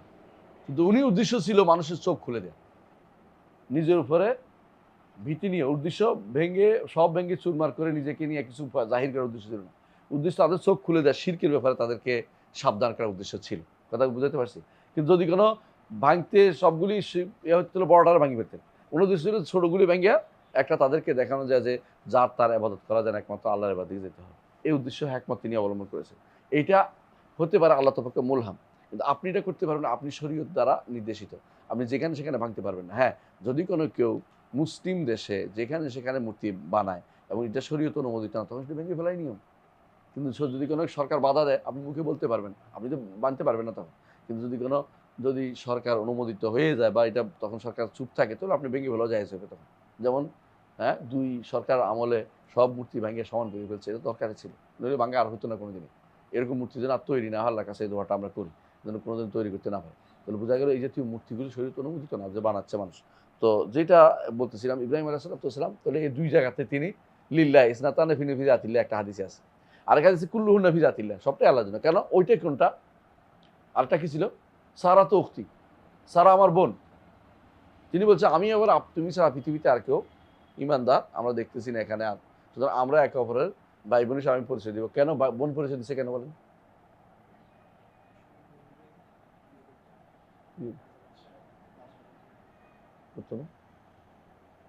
না, নিজে বাচ্চার জন্য করছে। কারণ হচ্ছে যদি বোন হয়তো তারা নিয়ে যায়, নিয়েও গেছে, আর যদি স্বামী বলে ওরা মারাবে, তো ওর নিতে পারতেছে না, ওর মেরে ফেলবে, ওনাকে আগে মেরে ফেলবে। বোন হলে তো ওনাকে মারার কথা নাই, কথা বুঝেন নাই? স্বামী হলে তো ও নিতে পারতেছে না, আরেকজনের স্ত্রী কেমনি নিবে, ওরা মেরে ফেলবে আগে। এই জন্য নিজের জন্য এটা বলছে, উনি মনে করতেছে, কিন্তু এটাও কিন্তু ফিজা আতিল্লা, কারণ আল্লাহর জন্য তো উনি সফর করছে। ইনি যাহাবিন রব্বি সাইয়াহাদি, তিনি হিজরত করছেন তার স্ত্রী নিয়ে, এবং তা সব সব ছেড়ে হিজরত করে চলে গেছেন, আমি আমার রবের দিকে যাব। তো সুতরাং এখানে ইব্রাহিম আলাইহিস সালাম হতে পারে আল্লাহর পক্ষ থেকে তিনি মোলহাম হিসেবে তিনি ভাঙছেন, এটাই বাস্তব, এই মূর্তি ভাঙছেন দাওয়াতের একটা টেকনিক হিসেবে। কিন্তু আপনি এটা করবেন না, কারণ আপনি তো আর মোলহাম না, আর আপনি এটা করতে নিজের উপর বিপদ ডেকে আনে শেষে সামাল দিতে পারবেন না, ফেতনা আরও বেড়ে যাবে, এটা করা যাবে না। আপনি এই কাজটা আপনি করতে পারেন। উনি যে জায়গায় ছিলেন এটা একদম মারমুখ জায়গা, কারণ একেবারে এমন জায়গা যেখানে রাষ্ট্রের প্রধানরা, সেখানে মানে নমরুদ তার সভাসদরা, সেই জায়গাতে তিনি এটা তাদের চোখ খুলে দেওয়ার চিন্তা করেছেন। আর আপনি যখন ফেতনা করবেন, তারা কেউ বুঝবে, এই পৃথিবীর কেউ বুঝবে না, আপনাকে ফেতনাবাজে মনে করবে, আপনার উপর আক্রমণটা হয়ে যাবে। আপনি বুঝতে পারছি কথাটা? কিন্তু আপনি এই কাজটা করতে যাবেন না, যেখানে সেখানে মূর্তি ভাঙার কাজটা করবেন না। এটা অনেকেই এই দেখাইয়া বলে যে এই তো মূর্তি ভাঙ্গ ফেলো, এটা তো হলে মানুষদেরকে বিভ্রান্তি তৈরি করে দেয়, এই বিভ্রান্তির ভিতরে যাওয়া যাবে না। তাই তাহলে কুল্লুহুন্না ফি জাতিল্লাহ, এখানেও মূল যেটা শব্দটা আসছে ফি জাতিল্লাহ। আচ্ছা, জাতিল্লাহ আর আল্লাহ কি এক কিনা? না, জাতিল্লাহ তো আল্লাহর জন্য, আল্লাহর সন্তুষ্টির জন্য, আল্লাহর উদ্দেশ্যে, আল্লাহর সাবিলিল্লাহ, আল্লাহর পথে করছেন। আল্লাহ তাআলার দিনকে ও শরীয়তকে মুক্ত করার জন্য, ঠিক রাখার জন্য করেছেন। এটা বোঝা যাচ্ছে এটা। তো এটাকে ফি জাতিল্লাহ দ্বারা আপনি মানে আল্লাহকে কিন্তু আল্লাহর জন্য জাত ব্যবহার করা সরাসরি সাব্যস্ত হচ্ছে না, কিন্তু জাত শব্দটি আছে, এটা হলো মূল কথা, হাদিসে আছে। এখন এটাকে পরবর্তীরা আদাত হিসাবে সত্তাকে বুঝিয়েছে, এটা এখানে এটা দলিল হিসাবে আনা যায়। কথা কি বুঝতে পারছি? জি, সামনে যাই। باب قول الله ويحذركم الله نفسه وقوله تعلم ما في نفسي ولا أعلم ما في نفسي. وبه قال حدثنا عمر بن حفص بن غياث قال وبه قال حدثنا أبي قال وبه قال অবি না, অবি একবারই প্রথমে অবি قال حدثنا عمر بن حفص بن غياث قال মাঝখানে قال শুধু। হ্যাঁ, قال حدثنا أبي قال حدثنا الأعمش عن شقيق عن عبد الله رضي الله عنه عن النبي صلى الله عليه وسلم قال ما من أحد أجير من الله من أجل ذلك من أجل ذلك حرم الفواحش وما أحد أحب إليه المدح من الله. طيب এখানে দেখেন সুবহানাল্লাহ, ইমাম বুখারী রাহমাতুল্লাহ আলাইহি অধ্যায় বিন্যাস করেছেন। কি জন্য অধ্যায় বিন্যাস করেছেন কি বলতে পারবেন? নফস, আহসান। আল্লাহর জন্য নফস বলা যাবে কিনা, আল্লাহর জন্য নফস বলা যাবে কিনা। স্বভাব নফস শব্দটি নিয়ে অনেকের কাছে একটা বিভ্রান্তি আছে, আমি এটা বলে দেখি আপনাদের কাছে। নফস শব্দটা এক অর্থ হচ্ছে সত্তা, আর এক অর্থ হচ্ছে আত্মা। কিন্তু আপনি দেখবেন অনেকেই মনে করতেছে রু অর্থ আত্মা আর নফস অর্থ সত্তা। না, নফস আত্মাও হয়, নফস কি হয়, সত্তাও হয়। নফস দুইটা অর্থ হয়, কিন্তু রু শুধু কি হয়, রু শুধু আত্মাকে বোঝায়, আত্মাকে বোঝায়। নফস যে সত্তা আত্মা হয়, মানে আত্মা হয়, এটা প্রমাণ হচ্ছে যে মা লাহু নফসুন সায়েলা, বুঝছেন তো? মানে যেটা যার নফস আছে, নফসুন সায়েলা আছে, এইটা যদি কোনো পানিতে মারা যায় তাহলে কি করতে হয়, এটারে রক্ত প্রবাহিত হওয়ার নফস, তাহলে এটা কি করতে হয়, এই জায়গার মাসালা হাদিসে ভিন্নতা আসছে, যেটার মধ্যে কী করতে হবে, তার পানি এটা করতে হবে, এটা বর্ণনা আসছে। তো নফস সায়েলা, নফস বলতে তখন আত্মাকে বুঝাইছে, বুঝলেন না কথাটা? রক্ত প্রবাহিত মানুষের জান চলে, জান যেটাকে বুঝাইছে। আইয়া তুহার নফসুল খাবিসা, এটা কি সত্তা বুঝাইছে না নফস আত্মাকে, রুহকে বুঝাইছে? ফেরেশতা যখন ডাকবে কাফেরের রুহকে, তখন কি বলে? ইয়া আইয়া তুহার নফসুল খাবিসা, খেয়াল করছেন তো? তো আবার যখন বলবে ইয়া আইয়া তুহার নফসুল মুতমাইন্না, কারে বুঝাইছে? রুহকে। রুহকে এর ইলা রাব্বিকা রাদিয়াতাম মারদিয়া। তো নফস বলতে কি করছে, কখনো কখনো আত্মাকে বোঝানো, আর নফস বলতে কখনো কখনো সত্তাকে বোঝানো। বুঝে আসছে কথাটা? তো যখন আল্লাহর জন্য ব্যবহৃত হবে, নফস বলতে কি বোঝানো হবে? সত্তা বোঝানো। এটা মাথা রাখতে হবে। আর অন্য মানুষের জন্য কখনো সত্তা কখনো আত্মা, এটা সিয়াক সিবাক বলে দিবে, আগে পিছিয়ে বলে দিবে এখানে কি অর্থ হইতে পারে। আপনি কোরআনে কারীমের প্রথম থেকে পড়েন, এমন যাবে ফালা তাকতুলু আনফুসাকুম, অর্থ কি? নিজেদের কথা। এটা কি শুধু নফস হত্যা কেন, ব্যক্তি ব্যক্তি বুঝে আসছে কথাটা? এই জন্য অনেকে যারা আল্লাহর জন্য নফস সিফাত সাব্যস্ত করা ভুল করে। আল্লাহর জন্য নফস তৈরি কি সিফাত নাকি? এটা জাতকে এই নফস বলা হচ্ছে। এই জন্য ইমাম শাইখুল ইসলাম ইবনে তাইমিয়া রাহমাতুল্লাহ আলাইহি অনেক আলোচনার পরে ইমামরা অনেকেই নফস উল্লেখ করেছেন। নফস উল্লেখ করা যাবে, কোনো সন্দেহ নেই যে এটা আল্লাহ তাআলা তার জন্য নফস ব্যবহার করছেন, আমরা এটা ব্যবহার করি। কিন্তু এই নফস বলতে আল্লাহ তাআলার জন্য কোনো কি বলা হবে না, রু বলা হবে না। রু তো সৃষ্ট জিনিস, রু মানেই সৃষ্ট, আত্মা জিনিসটা সৃষ্ট। মিন আমরে রব্বি, আমার রবের অর্ডারে সৃষ্ট এটা। সুতরাং রু যদি কোনো কেউ রুহুল্লাহ বলে, তাহলে রুহুল্লাহ আল্লাহর কোনো রুহের কোনো বিষয় নাই। রোহম রোহন মুরসালুম মিনাল্লাহ, মুরসাতুম মিনাল্লাহ, আল্লাহর পক্ষ থেকে রু পাঠানো হয়েছে কার কাছে? ইলা মারিয়ামের কাছে পাঠানো হয়েছে, যেটা মানুষ আকারে পরবর্তীতে আল্লাহ তাআলার নির্দেশে এটা তার পেটে বড় হয়ে দুনিয়াতে আসছে। তিনি হচ্ছেন কি? ঈসা আলাইহিস সালাতু ওয়াস সালাম। সুতরাং আপনি যখন আল্লাহর জন্য নফস ব্যবহার করবেন তখন অর্থ হবে কি? সত্তা। আর যদি জগতের মানুষের জন্য ব্যবহার, কখনো সত্তা হয়, কখনো কি হয়? আত্মা হয়। হ্যাঁ, ফালা তাকতুলু আনফুসাকুম আছে না, এর অর্থ নিজেদেরকে হত্যা করো না। নিজেদের রুহকে খুঁজি হত্যা করতে কেউ করে না। মারতে হলে মানুষেরই মার, ব্যক্তিকেই মার। তাহলে বোঝা গেল কোরআনে কারিমে যেখানে যেখানে নফস আসছে, বেশিরভাগ জায়গাতে অর্থ কি?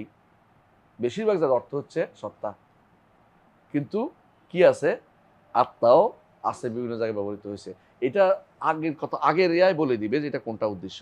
কিন্তু আল্লাহর জন্য ব্যবহৃত হলে আল্লাহর জন্য আল্লাহর নফস আছে, কিন্তু এই নফসটা আল্লাহর সিফাত হিসাবে না, এটাকে বলতে হবে কি তার জাতকে বোঝানোর জন্য নফস ব্যবহার করা হয়েছে। এই জন্য তিনি এখানে নফসটা এখানে নিয়ে আসছেন যে আল্লাহকে বোঝানোর জন্য তিনি নাফসাহু। দেখেন আপনি ইউহাদ্দিরুকুমুল্লাহু নাফসাহু, আপনারা যখন বলেন এটা কি বলেন এটাকে আল্লাহর, আমরা বলি কি যে যেটা আল্লাহ এটাই নফস, এটা কি বলে আত্মবয়ান বলেন, কখনো কখনো কি বলেন বদল বলেন, বদল বলেন না, কখনো আসু বলেন, কখনো বদল বলেন, কখনো বদল কুল বলেন, এইভাবে বলেন না সবসময়। তো ইউহাদ্দিরুকুমুল্লাহ, আল্লাহ তাআলা তোমাদেরকে ভয় দেখাচ্ছেন তার ব্যাপারে, নাফসাহু তার সত্তার ব্যাপারে, মানে আল্লাহ অন্য কারো কথা না, তার ভয় দেখাচ্ছেন যে তিনি তোমাদেরকে কি করতে পারেন। আল্লাহ তাআলা যদি বান্দাকে শাস্তি দেয় এটা কত ভয়াবহ, বাঁচতে পারবে বান্দা, কোনো বান্দার বাঁচার কোনো উপায় নেই, সামান্য শাস্তি তার জন্য যথেষ্ট। সেটা যদি কোনো আল্লাহ কঠিন শাস্তির কথা বলেন, আযাবুন আলিম বলেন, বান্দা তো ভয় পাওয়ার কথা। এই জন্য আল্লাহ তাআলা ভয় দেখাচ্ছেন ইউহাদ্দিরুকুমুল্লাহু নাফসাহু। এখানে নফস বলে আলাদা কোনো সিফাত না যে আল্লাহ তাআলা ভয় দেখাচ্ছেন তোমাদের তার আত্মার ভয় দেখাচ্ছেন, এটা কিন্তু করা যাবে না। কথা বুঝতে পারছি, এই অনুবাদ করা যাবে না। আল্লাহ তাআলা স্বয়ং তার নিজের ব্যাপারে তোমাদেরকে ভয় দেখাচ্ছেন, এটা অনুবাদ করতে হবে তোমাদেরকে। আরেকটা আয়াতটা পরে বলছে তাআলামু মা ফি নাফসি ওয়ালা আ'লামু মা ফি নাফসিকা। আমরা অনেকাংশ সময় এই অনুবাদের ক্ষেত্রে আমারও একটা ভুল হয়েছে, আমি এটা স্বীকার করছি, কিন্তু আমার তখন খেয়াল ছিল না, হয়তো পার হয়ে গেছি, চোখে তো অনেক সময় পার হয়ে যায়, এটা তো আল্লাহ দিচ্ছে। বান্দা কখনো কমপ্লিট হইতে পারে, তার ভুল থাকবেই, কিন্তু যারা এটার পিছনে গুড় করে তারা বিভ্রান্ত, তারা এই শয়তানি করে থাকার কোনো কাজ নেই, নিজেরা লিখতে পারে না কোনো সারাদিনে, অন্যদেরকে খোসানোর মধ্যে সারা লেগে থাকে। তো এখানে দেখেন ইউহাদ্দিরুকুমুল্লাহু নাফসাহু তাআলামু মা ফি নাফসি ওয়ালা আ'লামু মা ফি নাফসি। আমার মধ্যে আমার সত্তায় কি আছে আপনি জানেন, আপনার সত্তায় কি আছে আমি জানি, এটা হলো মূল অর্থ। এখানে তো আপনি বলেন যে আল্লাহ আমার আত্মায় কি আছে আপনি জানেন, আর আপনার আত্মায় কি আছে আমি জানি না, তাহলে ভুল হবে। আবার অর্ধেক যদি বলেন আত্মা বলেন, অর্ধেক যদি কোনো সত্তা বলেন, তাহলে সুন্দর হবে না। বলে আপনি কি বলবেন, আপনার কাছে কি আছে আমি জানি না, আমার কাছে কি আপনার কাছে আমার কাছে কি আছে আপনি সব জানেন, আমার সত্তায় কোথায় কি আছে না আছে আপনি সব জানেন। বান্দার সত্তার ভিতরে একটা মানুষ, ঈসা আলাইহিস সালাম এটাই বললেন, এটা ঈসা আলাইহিস সালাম বক্তব্য যে আপনি জানেন আমার কোথায় কি আছে সব আপনি জানেন। আমি কখন কি বলেছিলাম কি না, বলেছিলাম মানে কি, আল্লাহ তাআলা প্রশ্ন করেছেন, কি বলেছেন, আনতা কুলতা লিন-নাসি ইত্তাখিযুনি ওয়া উম্মি ইলাহাইনি মিন দুনিল্লাহ ক্বালা সুবহানাকা মা ইয়াকুনু লি আন আকুলা মা লাইসা লি বিহাক্ক ইন কুনতু কুলতুহু ফাকাদ আলিমতা তা'লামু মা ফি নাফসি ওয়া লা আ'লামু মা ফি নাফসিকা। এখানে আত্মার দিকে না গেলেই ভালো। আমার সত্তায় কি আছে আপনি জানেন, আপনার সত্তায় কি আছে আমি জানি না। আমি কি করেছি না করেছি, কি বলেছি সবই তো আপনি জানেন। আর যেহেতু কওলের বিপরীতে আসছে যে তুমি কি বলছিলে কিনা, তাহলে এখানে আত্মার প্রশ্ন আসছে না, আত্মা হবে কি ব্যক্তির প্রশ্ন আসবে, কারণ কাউলটা তো ব্যক্তির থেকে আসে, কাউলটা মানব ব্যক্তিত্ব থেকে বের হয়, কাউলটা শুধুমাত্র আত্মা থেকে কথাটা আসবে না। এই জন্য এখানে অনুবাদটা যদি এইভাবে হয় যে তাআলামু মা ফি নাফসি, আপনি আমার সত্তায় কি আছে আপনি জানেন, ওয়ালা আ'লামু মা ফি নাফসিকা, আপনার সত্তায় কি আছে আমি জানি না। তো আল্লাহর জন্য নফস ব্যবহার করা আছে, হাদিসেও আসছে, কিন্তু এই ব্যবহারটা আত্মা হিসেবে নয়, কি হিসেবে, সত্তা হিসেবে, এটা বুঝতে হবে। কিন্তু কখনো কখনো আত্মা হিসেবে মানুষের জন্য আত্মা হিসেবে ব্যবহৃত হয়েছে, এটা প্রচুর আছে, এটাকে অস্বীকার করা যাবে না। সুতরাং কেউ বলে যে নফস অর্থ সত্তা আর রূহ অর্থ আত্মা, তাহলে সে বুঝে নেয়, কারণ এটা এত সহজ কথা নয় যে সহজে সেরে নেবেন। ইমাম ইবনে কাইয়িম রাহমাতুল্লাহ আলাইহি তার কিতাবুর রূহের মধ্যে এটার উপরে অধ্যায় বিন্যাস করেছেন, বিশাল আলোচনা করেছেন। আজ পর্যন্ত কেউ রূহ এবং নফসের মধ্যে সঠিক অনুবাদ, সঠিক এই সৌন্দর্য বিস্তারিত ব্যাখ্যা দিতে পারে নাই, যে আসলে রূহ কোনটা বা নফসের মধ্যে পার্থক্য আসলে কোনটা, এই নিয়ে বিশাল সমস্যায় পড়ে গেছে। বরং অনেকেই এটা বলেছেন, যেটা আমি আপনাদের বলতেছি, যে রূহটা ব্যবহার হয় যেটা অনেক বেশি শরীফ রূহ, আর নফস ব্যবহার করা হয় যেটা শরীফ হইতে পারে, ওয়াদি হইতে পারে। ওয়াদি মানে হচ্ছে নিম্নমানের হইতে পারে। যেমন ধরেন যে একটা লতা, তরু লতা পাতা, এগুলিকে বলা হয় নফসে নাবাতিয়া, রুহে নাবাতি বলেন। আবার হাইওয়ানাতের এগুলি বলা হয় যে নফস হাইওয়ানিয়া, এগুলিকে রু হাইওয়ানি বলেন। কিন্তু আবার রু ব্যবহৃত হয় কখনো রু বের হয়েছে কিনা, খারাজার রু বের হয়েছে কিনা, খুরুজুর রু ব্যবহার করা হয়, অর্থাৎ তখন জবে করা হয় তখন রু ব্যবহার হয়। কিন্তু তাদের এখন যেটা আছে হাইওয়ানাতের মধ্যে এটাকে বলা হয় নফস বলা হয়। আবার মানুষের জন্য কখন বেশিরভাগ রু ব্যবহার করা হয়। আর যদি কাফেরের রু হয়, যেহেতু এটা নিকৃষ্ট মানের, এই জন্য তারা সাধারণত তাদের জন্য নফস ব্যবহার করা হয়। রাসূলুল্লাহ সাল্লাল্লাহু আলাইহি ওয়াসাল্লাম নাফসি মানফুসা ব্যবহার করেছে মানুষের জন্য, তাহলে নফস ব্যবহার করে রু ব্যবহার করা। কিন্তু এটা বিস্তারিত বর্ণনা এর চেয়ে বেশি আর কোথাও আপনি পাবেন না, যে এত যেটা আমি বলছি এতক্ষণ ধরে, কারণ এটা অনেকেই পড়ে শেষ পর্যন্ত এই জায়গায় এসে চুপ মেরে গেছে। সুতরাং সুতরাং শব্দারে এটা ফেললে হবে না এক কথায় যে নফস অর্থ সত্তা আর রূহ অর্থ আত্মা, এইভাবে না, বরং এটাকে আরো বেশি করে ব্যাখ্যা করার বিষয় রয়েছে। বুঝে আসছে কথাটা? তাহলে আসেন, তাহলে আমরা দেখতে পাচ্ছি আল্লাহর জন্য নফস ব্যবহার করা যাবে। এই নফস বলতে জাত বোঝানো হয়েছে। এই নফস বলতে আল্লাহ সত্তাকে বোঝানো হয়েছে, আলাদা কোনো গুণ নয়, বরং এটা আল্লাহ তাআলাকে, আল্লাহ জাতকে বোঝানো হয়েছে। এটা হলো বুঝতে হবে আমাদেরকে। হ্যাঁ, তাহলে ওখানে যেটা বলছে ঈসা আলাইহিস সালাম যেটা বলছেন সেটাও আল্লাহর সত্তাকে বোঝানো হয়েছে। এই জন্য হাদিসটা নিয়ে আসছে। হাদিসটার ক্ষেত্রে আরেকটা মধ্যে, প্রথম হাদিসের মধ্যে আরেকটা জিনিস আসছে। ওখানে দেখেন, ওখানে কিন্তু নফসও আসে নাই, জাতও আসে নাই। কি আসছে এখানে? না না, এখানে আসছে আহাদ, মানে আল্লাহর জন্য তাহলে কেউ ব্যবহার করতে পারবে। মা মিন আহাদিন আগিয়ারু মিন আল্লাহ, আল্লাহর চেয়ে কেউ আত্মমর্যাদাপূর্ণ কেউ নেই। আগিয়ার, খেয়াল করেছেন আপনি? আহাদ বুঝছে। এই জন্য ইমাম বুখারী রাহমাতুল্লাহ আলাইহি বুঝালেন যে আল্লাহর জন্য আহাদ ব্যবহার করা। আহাদ মানে কেউ, হ্যাঁ, তিনি ব্যতীত আর কেউ নাই। বুঝলেন না কথাটা? বলেন না যে এটাই আল্লাহর জন্য আহাদ শব্দটি কেউ ব্যবহার করা যাবে। অনেক শব্দ মানুষ ব্যবহার করে আল্লাহর জন্য, অনেক কিছু, যেমন অনেকে বলে আল্লাহ মিয়া অথবা আল্লাহ বেটা, এটি জায়েজ নেই বলা, কারণ এটা আসে নাই। কিন্তু যেটা আসছে এটা আপনি বলতে পারবেন। দেখুন এখানে আসছে কি, মা মিন আহাদিন আসছে। যেমন তিনি আবারও আনবেন অন্য জায়গাতে যে শখস ব্যবহার করা যাবে না, ব্যক্তি শখস। হ্যাঁ, আল্লাহর জন্য শখস বা হাদিসে আসছে, হাদিসে আসলে তো আপনি ব্যবহার করতেই পারেন। বুঝে আসছে কথাটা? কিন্তু আপনি যদি কোনো আল্লাহ আল্লাহ আল্লাহ আল্লাহ মিয়া বলেন, আল্লাহ যদি বেটা বলেন, আল্লাহ বেটা কি করলো, এটা জায়েজ না। কারণ এটা তো বেটা তো মানুষের সৃষ্টির গুণ, সৃষ্টির গুণ, এটা স্রষ্টার জন্য আপনি সাব্যস্ত করতে পারবেন না আল্লাহর জন্য। কিন্তু যেটা শব্দটা আসছে ওই শব্দটা কি, কেউ অথবা শখসত্ব ব্যক্তি সত্তা, এটা বলতে পারবেন যে ব্যক্তিকে বোঝানো হচ্ছে আল্লাহ একজন, আল্লাহ ব্যক্তি, মানে যার শাখার শব্দের অর্থ কি, যা দৃশ্যমান হয়। যেমন যদি আপনি কাউকে দেখেন যে বলে যে মুশাক্খাস, মানে তাকে দেখে বুঝে গেছি এটা শব্দ, এটা একটা কিছু আছে। হ্যাঁ, শখস হলো কোনো ছায়া যেটা আপনার চোখের সামনে ভাসে, এটা শখস বলে। তো আল্লাহর জন্য শখ শব্দ ব্যবহার করেছেন, হাদিসে আসছে। আল্লাহর জন্য আহাদ শব্দ ব্যবহার করেছেন, আল্লাহর জন্য নফস আসছে। তো এগুলি ব্যবহার করা যাবে। এটা হচ্ছে এই ইমাম বুখারী রাহমাতুল্লাহ এইভাবে আনবেন। তো তিনি এই জন্য প্রথম হাদিসটাই আনছেন কি, এখানে সরাসরি নফস শব্দটা অধ্যায়ের সাথে মিল হয়েছে কি জন্য, যে অতিরিক্ত একটা শব্দ আসছে না, আহাদ। এই আহাদ দিয়ে সত্তাকে বোঝানো হয়েছে। এই আহাদ দিয়েও সত্তা বোঝানো যায়, এই আহাদ দিয়েও সত্তা বোঝানো যায়। আমাকে বুঝাতে পারছি কথাটা? এই জন্য হাদিসটার সাথে মিল হয়েছে। নইলে আপনি এই হাদিসটার সাথে মিল করার জন্য কিছু খুঁজে পাবেন না এখানে। হ্যাঁ হ্যাঁ, তাহলে কি বলছেন, মা মিন আহাদিন আগিয়ারু মিন আল্লাহ, আল্লাহর চেয়ে কেউ বেশি গায়রাতমন্দ নেই। গায়রাতমন্দ মানে কি, আত্মমর্যাদাপূর্ণ।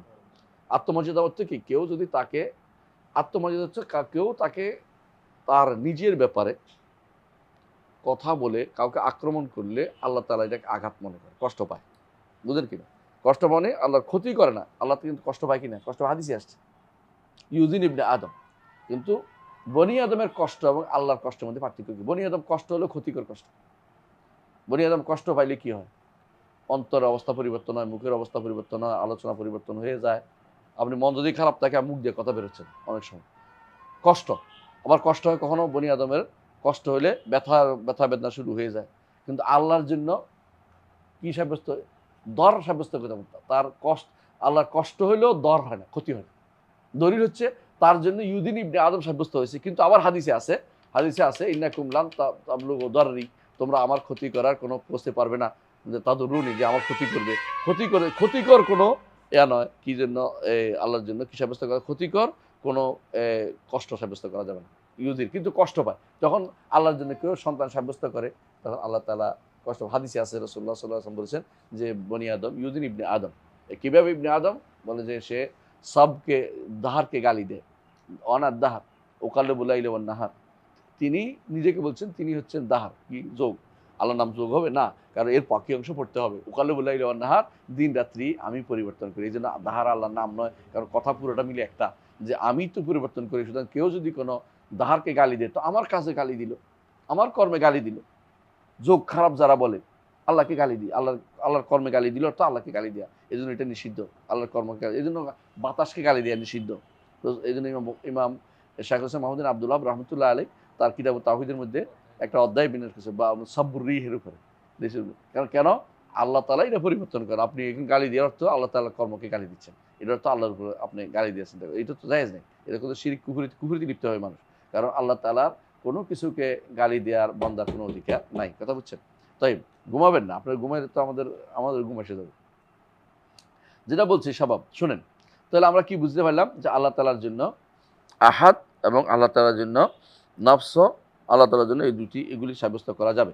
এখানে তিনি বলছেন যে দেখেন আগিয়ারু মিনাল্লাহ, আল্লাহর চেয়ে কেউ গায়রতমান নাই। তো আপনি যখন দেখবেন, আপনি একটু ভালো করে খেয়াল করেন যে কেউ আপনার যদি কোনো আত্মমর্যাদাহীন ব্যক্তি হন, আপনার স্ত্রীকে কারোর সাথে কথা বলতে দিবেন না। কথা বলেন কিনা? আপনার কন্যাকে কারোর সাথে ফিল্ডিং ম্যাচে দেখলে আপনার মাথা খারাপ হয়ে যাবে, তার পড়ালেখা বন্ধ করে দিবেন যে তুমি তো শয়তান হয়ে যাচ্ছ। আপনি দেখবেন যে কেউ এরকম কোনো কিছু দেখে আপনি সহ্য করতে পারবেন যে এটা খুব খারাপ জিনিস, এরা কি করছে, অপকর্ম করতেছে। আপনি আল্লাহর হুরুমাত নষ্ট হতে দেখলে আপনার অন্তরের ভিতরে কি আসবে? কষ্ট আসবে। আল্লাহ তাআলা আপনার চেয়েও বেশি গায়রাতমান। এবং আল্লাহ তাআলা আল্লাহ রাসূল সাল্লাল্লাহু আলাইহি ওয়াসাল্লাম এই জন্য বলেছেন যে সাদ রাসূলুল্লাহ সাল্লাল্লাহু আলাইহি ওয়াসাল্লামের কাছে এক ব্যক্তি এসে, ইয়া রাসূলুল্লাহ, কারো স্ত্রী যদি কোনো অপকর্ম করে, কেউ দেখে ফেলে কি করবে? তাকে তরবারি দিয়ে হত্যা করবে নাকি মানুষ ডেকে আনবে 7 জন? রাসূল বলেন যে কাউকে হত্যা করার অধিকার তো দেয়নি। স্ত্রী হত্যা করতে পারে, যে আক্রমণের ভিতরে পড়ে সে তাকে হত্যা করতে পারে, এটা দফরুস সাইল হবে। কেউ যদি বেবিচার করতে আসে, শুধু তাকে বাঁচার জন্য হত্যা করতে আসে, বাঁচার জন্য সে তাকে আঘাত করে মেরে ফেলে, তাহলে সেটা তার জন্য বৈধতা আছে, কারণ সেটাতে কি করতেছে, তার নিজেকে বাঁচার জন্য করেছে। কিন্তু অন্য কেউ তাকে হত্যা করে, এই বেবিচার জায়গা থেকে হত্যা করে বাঁচাতে পারবে না। কথা বুঝেন নাই? তখন কি করতে হবে? 7 জন আনবে কিনা? এটা তো হইতে পারে না। 7 জন কতক্ষণ অপেক্ষা করবে? কি অপেক্ষা করবে? 7 জন সাক্ষী আনা পর্যন্ত অপেক্ষা করবে? তো অপকর্ম করে পালাবে।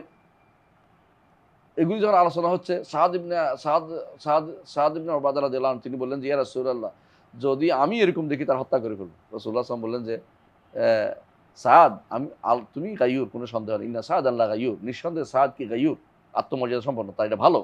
আমি তোমার থেকেও বেশি আত্মমর্যাদাপূর্ণ, আল্লাহ আমার চেয়েও বেশি আত্মমর্যাদাপূর্ণ, গায়রাতমন্দ তিনি। তো এই আল্লাহর বিধানে তোমাকে যেটা করতে তুমি গায়রাতমন্দ হইয়া মাথা গরম করে এটা করে বসিও না। এই জন্য মাথা গরম করার কোনো দিন না, দিন হচ্ছে শরীয়ত মেনে চলা হচ্ছে দিন। কথা কি বুঝতে পারছি? এটা দিয়ে রাসূল প্রমাণ করে দিলেন যে আমরা যত বেশি গায়রাতমন্দ হই না কেন, আমাদেরকে একটা সীমা রেখা পর্যন্ত চলতে হবে। আপনি দেখলেন যে আপনার প্রতিষ্ঠানের ভিতরে একটা অপকর্ম হচ্ছে, আপনি কি করলেন? লাঠি আনি তার মাথা ভাঙিয়ে ফেলে তারা মেরে ফেললেন। এটা আপনার গায়রাত দিয়ে এটা করা আপনি জায়েজ হবে না। কথা কি বুঝছেন? কারণ এটা আপনার দায়িত্বের ভিতরে পড়ে না। আপনারা এখানে কি আছে? শরীয়তে মেরে ফেলার জন্য ক্ষমতা দেয়নি। আপনারা দিছে কি সাক্ষী সামনে বিচার হইয়া তারপর তার বিচার হবে। আপনি যারা মেরে ফেলতে পারেন না, তো গায়রাত দিয়ে আপনি বিচার করে ফেলবেন না। এই জন্য রাসূলুল্লাহ সাল্লাল্লাহু আলাইহি ওয়াসাল্লাম নিষেধ করছে। এই জন্য বলছেন যে আল্লাহ তাআলা গায়রাতমন্দ হওয়ার কারণে অশ্লীলতাকে হারাম করেছেন। অশ্লীলতা, তার দাসী অশ্লীলতা করে বেড়াবে, এটা তিনি পছন্দ করেন, এটা তিনি সন্তুষ্ট হবেন না।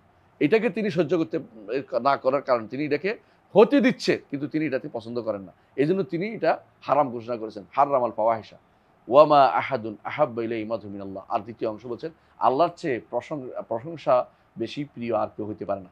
আল্লাহর চেয়ে প্রশংসা, আল্লাহকে প্রশংসা করলে আল্লাহ খুশি হন। প্রশংসা কি? আল্লাহ প্রশংসা কিভাবে করতে হয়?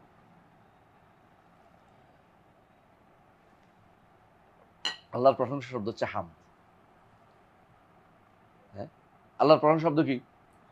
হামদ। আল্লাহর প্রশংসা শব্দ হচ্ছে হামদ। শুকর হচ্ছে দানের বিনিময়, আর হামদটা দান লাগে না, শুধু প্রশংসা করবে। বুঝলেন কিনা?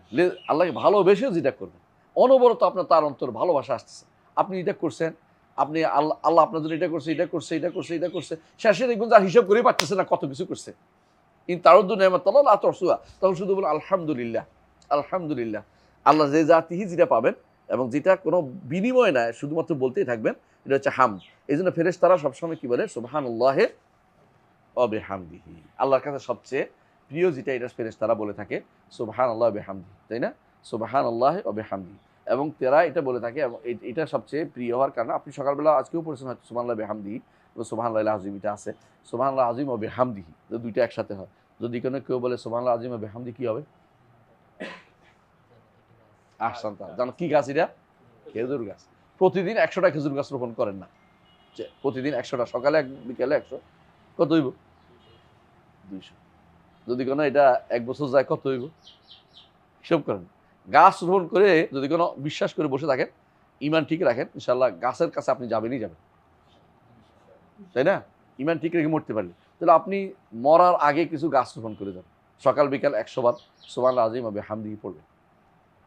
100 বার। এটা হাদিস দ্বারা সাব্যস্ত, আপনারা জানেন। তাহলে আপনি এটা কেন করবেন? কোনোটা গাছ রোপণ, কোনোটা আঙ্গুর গাছ, কোনোটা এটা বিভিন্ন হাদিস আছে না? তো এটার অর্থ হলো আপনি খেয়াল করবেন যে আমি আমার গাছ রোপণ করি, যেইখানে আমি যাব, যেটা আমার স্থায়ী ঠিকানা, যেখান থেকে কোথাও যেতে হবে না, লা ইয়াবগুনা আনহা হিওয়ালা, সেখানে যাওয়ার জন্য আগে থেকে কিছু কাজ করে যাই। হ্যাঁ? একদিন একটা সুন্দর কথা বলছে। কয় যদি যে বানাল্লাহু লাহু বাইতান ফিল জান্নাহ, জান্নাতে একটা ঘর বানাবে, যে ব্যক্তি 12 রাকাত নামাজ পড়ে, তাই না? প্রতিদিন যদি একটা ঘর হয়, তো 365 দিনে 365টা ঘর। আল্লাহর ঘর তো আর সাধারণ কিছু আপনার, হ্যাঁ, আপনার এই কাঁচা পাকা কষ্ট করে বানানো জিনিস না, যেটা দেখতে খারাপ দেখা যাবে। এক একটা ঘর তো বিশাল। আপনি যদি কোনো সুন্নতগুলি ঠিক মতো পড়েন, তাহলে আপনার কি হবে? একটা ঘর হবে, প্রতিদিন একটা ঘর, প্রতিদিন বানাল্লাহু লাহু বাইতান ফিল জান্নাহ, 12 রাকাত পড়লেই আপনার একটা ঘর। আর আপনি যদি হাসরের দিন যাই দেখেন সব কিছু পাইছেন, জান্নাত পাইছেন, যাই দেখেন যে ঘরটা নাই, তো মর্যাদা, আপনার হয়তো আফসোস হবেন। জান্নাত যারা তাদের কোনো আফসোস নেই, কারণ এর চেয়ে বেশি তার কল্পনায় আসবে। কিন্তু যেই ব্যক্তি এর চেয়ে বেশি পাবে, সে আরো বেশি আনন্দ হবে, সে বেশি পাবে। জান্নাতে যাবে, তার আফসোস হবে না, আফসোস হবে হাসরের মাঠে। হাসরের মাঠে বান্দা আফসোস করবে, কিন্তু জান্নাতে গেলে সে খুশি হবে, যে যাবে সে মনে করবে যে আমি সবচেয়ে বেশি পেয়েছি। কিন্তু আপনি যদি কোনো দুনিয়া থাকতে এর চেয়ে বিশাল কিছু করে দেন, এর অর্থ হচ্ছে আপনি কিন্তু এমন কিছু করছেন, নিজের বাড়িঘর নির্মাণ করে যাচ্ছেন। জান্নাতে যাওয়ার জন্য, এই জন্য আল্লাহর প্রশংসা বেশি বেশি করতে হবে। সুবহানাল্লাহি ওয়া বিহামদিহি। আল্লাহর কাছে এই জন্য বেশি প্রিয় হচ্ছে মদের বেশি প্রিয়, হামদ বেশি প্রিয় হওয়ার কারণে আল্লাহ তার কিতাবের শুরুতে আলহামদুলিল্লাহ রাব্বিল আলামিন, তাই না? আর জান্নাতে যখন যাবে সেটা কি বলবে? ওয়া আখিরু দাওয়ানা আনিল হামদুলিল্লাহি রাব্বিল আলামিন। আর ওয়া তারাল মালায়েকাতা হাফিনা মিন হাওলিল আরশ। এরপরে কি? ইউসাব্বিহুনা বিহামদি রাব্বিহিম। অর্থাৎ তখনও তারা বলবে সুবহানাল্লাহি ওয়া বিহামদিহি। ওই সময় তারা বলবে সুবহানাল্লাহ বিহামদিহির জন্য সবচেয়ে একটা এমন একটা যেটা আপনার মুখে থাকা উচিত সবসময়, সুবহানাল্লাহি ওয়া বিহামদিহি।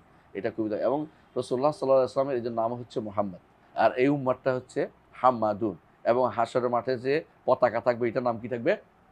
লেওয়াউল হাম। সুতরাং আমরা উম্মতটাই হাম, আমাদের নবীও হামদের সাথে সম্পৃক্ত। হাশরের মাঠেও আমরা হামদের পতাকা নিয়েছি, তাই না? জান্নাতে যাওয়ার সময় জান্নাতের ভিতরে ফেরেশতারাও বলবে হাম। তো উম্মাহ পুরোটাই হামদের সাথে সম্পৃক্ত। আমার এর উপরে বিস্তারিত আলোচনা করেছিলাম, আমার একটা বই আছে, বের হয় না এখনো, আল্লাহ তৌফিক দিলে শেষ করতে পারিনি। এটা হচ্ছে ওজিফা। আমি একটা ওজিফা লিখতেছি, ওজিফা না নিলে মানুষ পড়বে না, এই জন্য সহি ওজিফা নাম দিচ্ছি। এটা যদি বের হয় তো দেখতে পাবেন ওখানে হামদের যে উপকারিতা নিয়ে আর বিস্তারিত আলোচনা করছে, এইগুলি দলিলগুলি আনছে ওখানে। তো আপনারা পড়বেন, ইনশাআল্লাহ বিষয়টা আরো ভালো পাবেন। ইনশাআল্লাহ আপনাদের কাছে আরো জ্ঞান অর্জিত হবে, ইনশাআল্লাহ ভবিষ্যৎ প্রজন্ম আরো ভালো জানবে। আমি প্রশংসা করি, পছন্দ করি, যুবকরা আসবে আমাদের চেয়ে ভালো বলবে। কিন্তু যুবকরা যদি এসে যদি নিজেদের আমল না করে অন্যদেরকে খোঁচাতে থাকে, এটা খুব খারাপ জিনিস। যুবকরা নিজেরা অনেক কিছু করে ফেলবে, আমরা তখন গর্বিত হব, ভালো লাগবে যে নতুন যুবকরা এসে বিশাল কাজ করছে, দাওয়াতের কাজ করছে। দাওয়াতের কাজ না করে দায়ীদের পিছনে খোঁচাখুচি করে, এটা শরীয়ত অনুমোদন করে না, এটা হারাম কাজ। যদি কোনো ব্যক্তিগত দোষ হয় তার ব্যক্তিগত বলা, আর যদি কোনো সামগ্রিক দোষ হয় সামগ্রিকভাবে দোষটাকে হাইলাইট করা, যেটা দোষটাকে হাইলাইট করা, ব্যক্তিকে আক্রমণ করা নয়। এটা হচ্ছে আমাদের মানহাজ, এটা হচ্ছে সালাফিদের মানহাজ। এটা না করে আমরা কি করছি সবসময়? ব্যক্তি দৃষ্টিভঙ্গির কারণে কাউকে অপমানজনক কথা বলে, এটা হারাম। ব্যক্তি দৃষ্টিভঙ্গি বুঝেন কিনা? অনেক সময় আছে আপনার কাছে এটা হারাম, আরেকজনের কাছে হারাম না।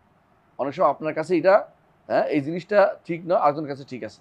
তাহলে আপনি ব্যক্তি দৃষ্টিভঙ্গি, কারণ এটা তো মতভেদ কোনো জায়গা আছে, এখানে কিছু বোঝার জায়গা আছে। কিন্তু আপনি যেটা জানেন যে এটা আকীদাগত বিভ্রান্তি, এটা আপনি বলবেন যে এটা আকীদাগত বিভ্রান্তি আছে, সেটা মাসালা আলাদা। কিন্তু আমাদের যুবকদের মধ্যে একটা বিভ্রান্তিমূলক একটা, তারা কি শুরু ছোট থেকেই শুরু হয় কিভাবে আলেমের সমালোচনা, আলেমদের সম্মান না করে যদি কোনো আলেমের সমালোচনাটা শিখেন, তো খুব খারাপ জিনিস। আপনি সম্মানও করবেন, কিন্তু ভুলটা হলে ভুলটাকে হাইলাইট করবেন যে এই ভুলটা ঠিক না, এই ভুলটা ঠিক না। কিন্তু তাই বলে আলেমদের যদি সম্মান না করেন, তো এটা সে আলেম হতে পারে। মনে রাখবেন একটা কথা, যদি আলেম হইতে হয় আপনাকে আগে আলেমদের সম্মান করে শিখতে হবে। এই ফিল্ডে আপনাকে যদি আলেমদের সম্মান না শিখেন, এলমে দ্বীন আপনি পাওয়া নসিব হবেন। এই জন্য যারা আলেম হচ্ছে পড়ালেখা করছে, আগে পড়ালেখা করে আলেমদের উপকৃত হয়ে তারপর তার জন্য আপনি এলমি বিষয় যদি হয় এলমি বিষয় রদ করতে পারবেন, এটা অবশ্যই আছে। কিন্তু এলমি বিষয় না হয় আপনি আগে থেকে ছোটোকাল থেকে আমাদের যুবকরা একটা বিশাল গোষ্ঠী তৈরি হয়েছে, অস্থির যুবক তৈরি হচ্ছে একটা, অমুক এটা ভাগ করতে করতে কেউ হাতদাদি কেউ গাদ্দাদি ভাগ করতেছে, বসে বসে কোনো কাম নাই, নিজের কোনো কাজ নেই, বসে বসে ভাগ করতেছে।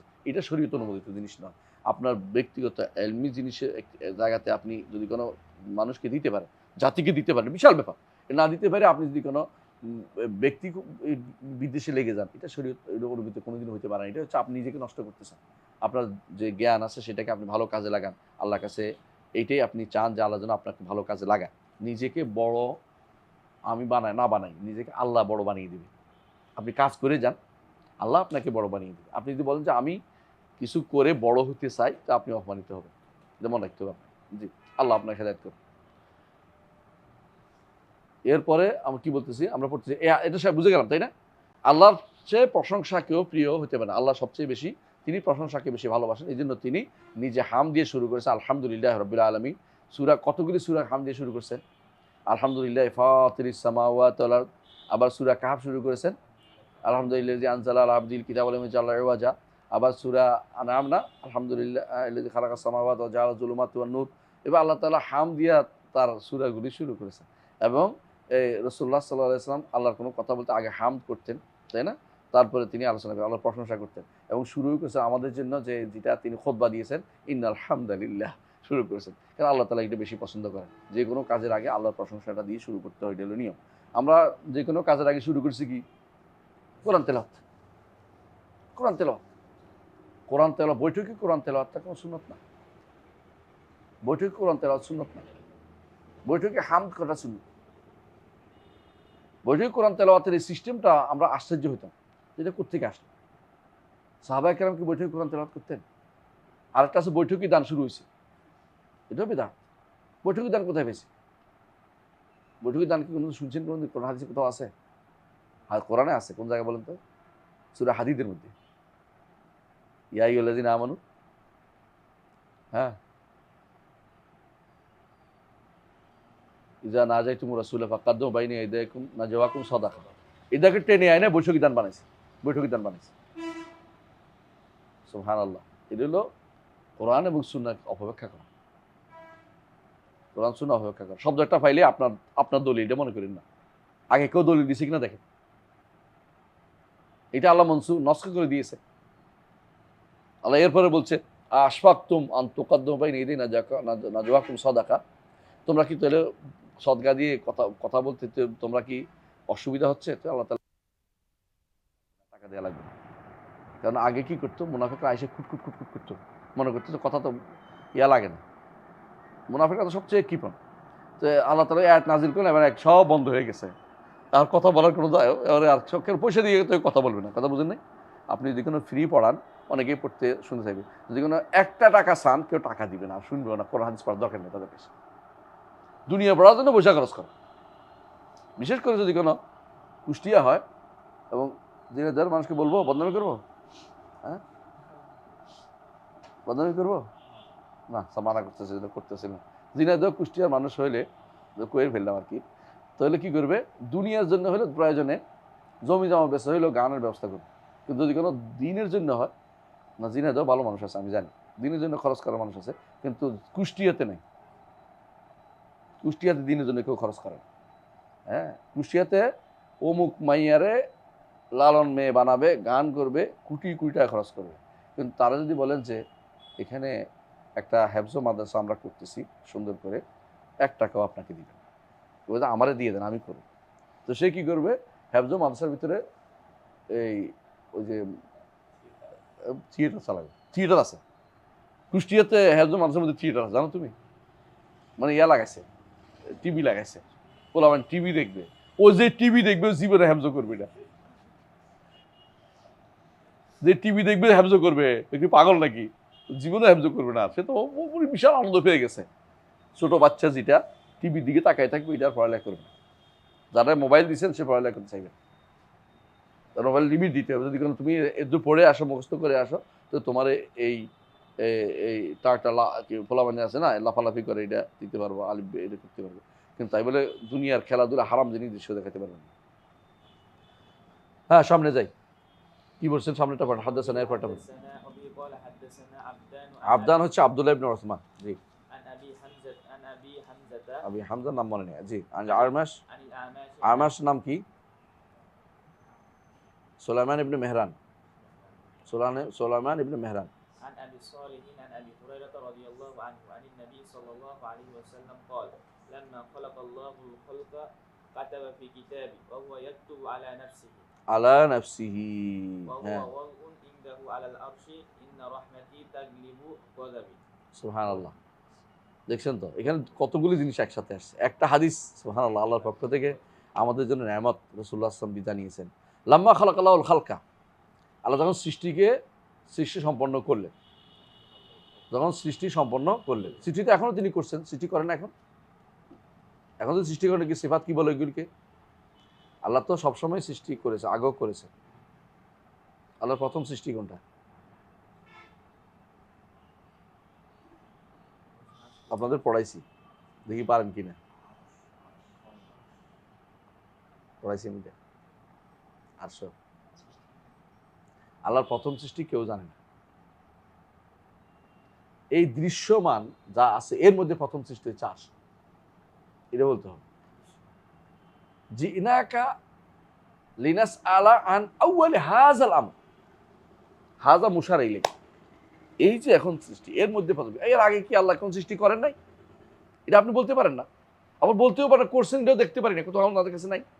কিন্তু তিনি তো খালেক, সবসময় তিনি স্রষ্টা। তিনি কি সৃষ্টি করেছেন তো আমরা জানি না, সব আগে কি সৃষ্টি আমরা জানি না। বুঝাতে পারছি কথাটা? এই জন্য ইবনে তাইমিয়া রহমতুল্লাহ এই বক্তব্য না বুঝার কারণে কেউ কেউ বলছে ইবনে তাইমিয়া তো কেদামুল মাদ্দার কায়েম, সৃষ্টি যদিও সৃষ্টির উপাদান আছে, উপাদান যদি থাকে তাহলে তো স্রষ্টার সাথে সৃষ্টিও রয়েছে, তাহলে একসাথে হয়ে গেছে। এই সালাকি করে ইবনে তাইমিয়ারে তারা বলছে তিনি কেদামুল মাদ্দার কথা বলছেন। কেদামুল মাদ্দা মানে যে কোনো জিনিসের মূল জিনিসের কাদিম, অর্থাৎ সৃষ্টিও কাদিমটা বলছেন না, সৃষ্টি বলে নাই তিনি বলছেন আল্লাহ সব সময় স্রষ্টা ছিলেন। আর মুতাজিলারা কি বলছে? আল্লাহ তিনি সব সময় সৃষ্টি, তিনি একটা সময় তিনি আর সৃষ্টি করবেন না। আর এরা কি বলছে? কারণ করবেন না কেন? তো মিলে যাবে, ওয়াল আখিরের সাথে মিলে যাবে, মানে অস্বীকার করতেছে ওয়াল আউয়াল ওয়াল আখিরের সাথে। আর এরা আশারি মাতৃদের কি করছে? আল্লাহ একটা সময় সৃষ্টি করেন নাই, কারণ তার খালেক যদি সাব্যস্ত করতে হয় তাহলে একটা সময় করেন নাই, পরে তিনি সৃষ্টি করেছেন। এর আগেও তিনি সৃষ্টি করার আগেও তিনি খালেক ছিলেন। বুঝা যাচ্ছে সৃষ্টি করার আগে একটা বিশাল যুগ ছিল, তিনি সৃষ্টি করেন না, এইটা ইবনে তাইমিয়া মানেন না। কারণ এইটা না, তিনি সবসময় সৃষ্টি করেছেন, কিন্তু কি সৃষ্টি করেছেন আমাদেরকে জানান নাই, তিনি কি সৃষ্টি আমাদেরকে জানান নাই। এবং একটা সময় তিনি মুআত্তাল ছিলেন, এটা বলা যাবে না, সবসময় তিনি সৃষ্টি করেছেন। তাহলে যখন প্রথম সৃষ্টি যখন উদ্দেশ্য হবে তখন কোনটা হবে? এই জগতের বর্তমান যে অবস্থা আছে এই প্রথমটা কোনটা? এটা আরশ, এটা হলো মেইন। কারণ বুঝে আসছে কথাটা? তারপরে কলম দিয়ে তিনি আমাদের তাকদীর লিখিয়েছেন। কলম প্রথম সৃষ্টি বিষয় নয়, এটা সৃষ্টির সাথে সম্পৃক্ত প্রথম। আর আল্লাহর জাতের সাথে যেটা বর্তমানে যেটার সাথে সম্পৃক্ত, এটা হলো কি? আরশ। এটা জি, এটা তো লাম্মা খালাকাল্লাহুল খালকা, আল্লাহ তাআলা যখন সৃষ্টি সম্পন্ন করলেন, সৃষ্টি করলেন, কাতাবা ফি কিতাবি, তার কিতাবের মধ্যে। এই কিতাব কি কিতাব? কোন কিতাব এটা? এটা কি লাহে মাহফুজ সেই কিতাব নাকি আলাদা কোনো কিতাব? হ্যাঁ, কে পারে? ভাগ্য না, ভাগ্য না, ভাগ্য লিপি না। এটা যে এটা ওহু ইনদাহু আলাল আরশ না বুঝাচ্ছে আরশের উপরে, এটা লহে মাহফুজ না, এটা স্পেশাল কিতাব, স্পেশাল আরেকটা কিতাব। কারণ ইনদাহু আলাল আরশে, কারণ আরশে কোথায়? লহে মাহফুজ এটা কিন্তু আরশের উপর না। কথা বুঝতে পারছি?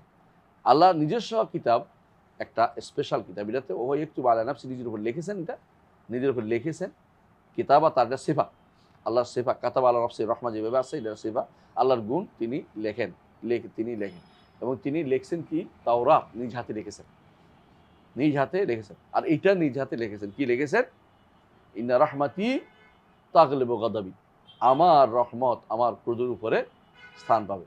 এখানে অনেকগুলো জিনিস সাব্যস্ত আছে, সুবহানাল্লাহ। এটা ব্যাখ্যা অনেকদিন আপনি বুঝতে পারবেন করলে। যেমন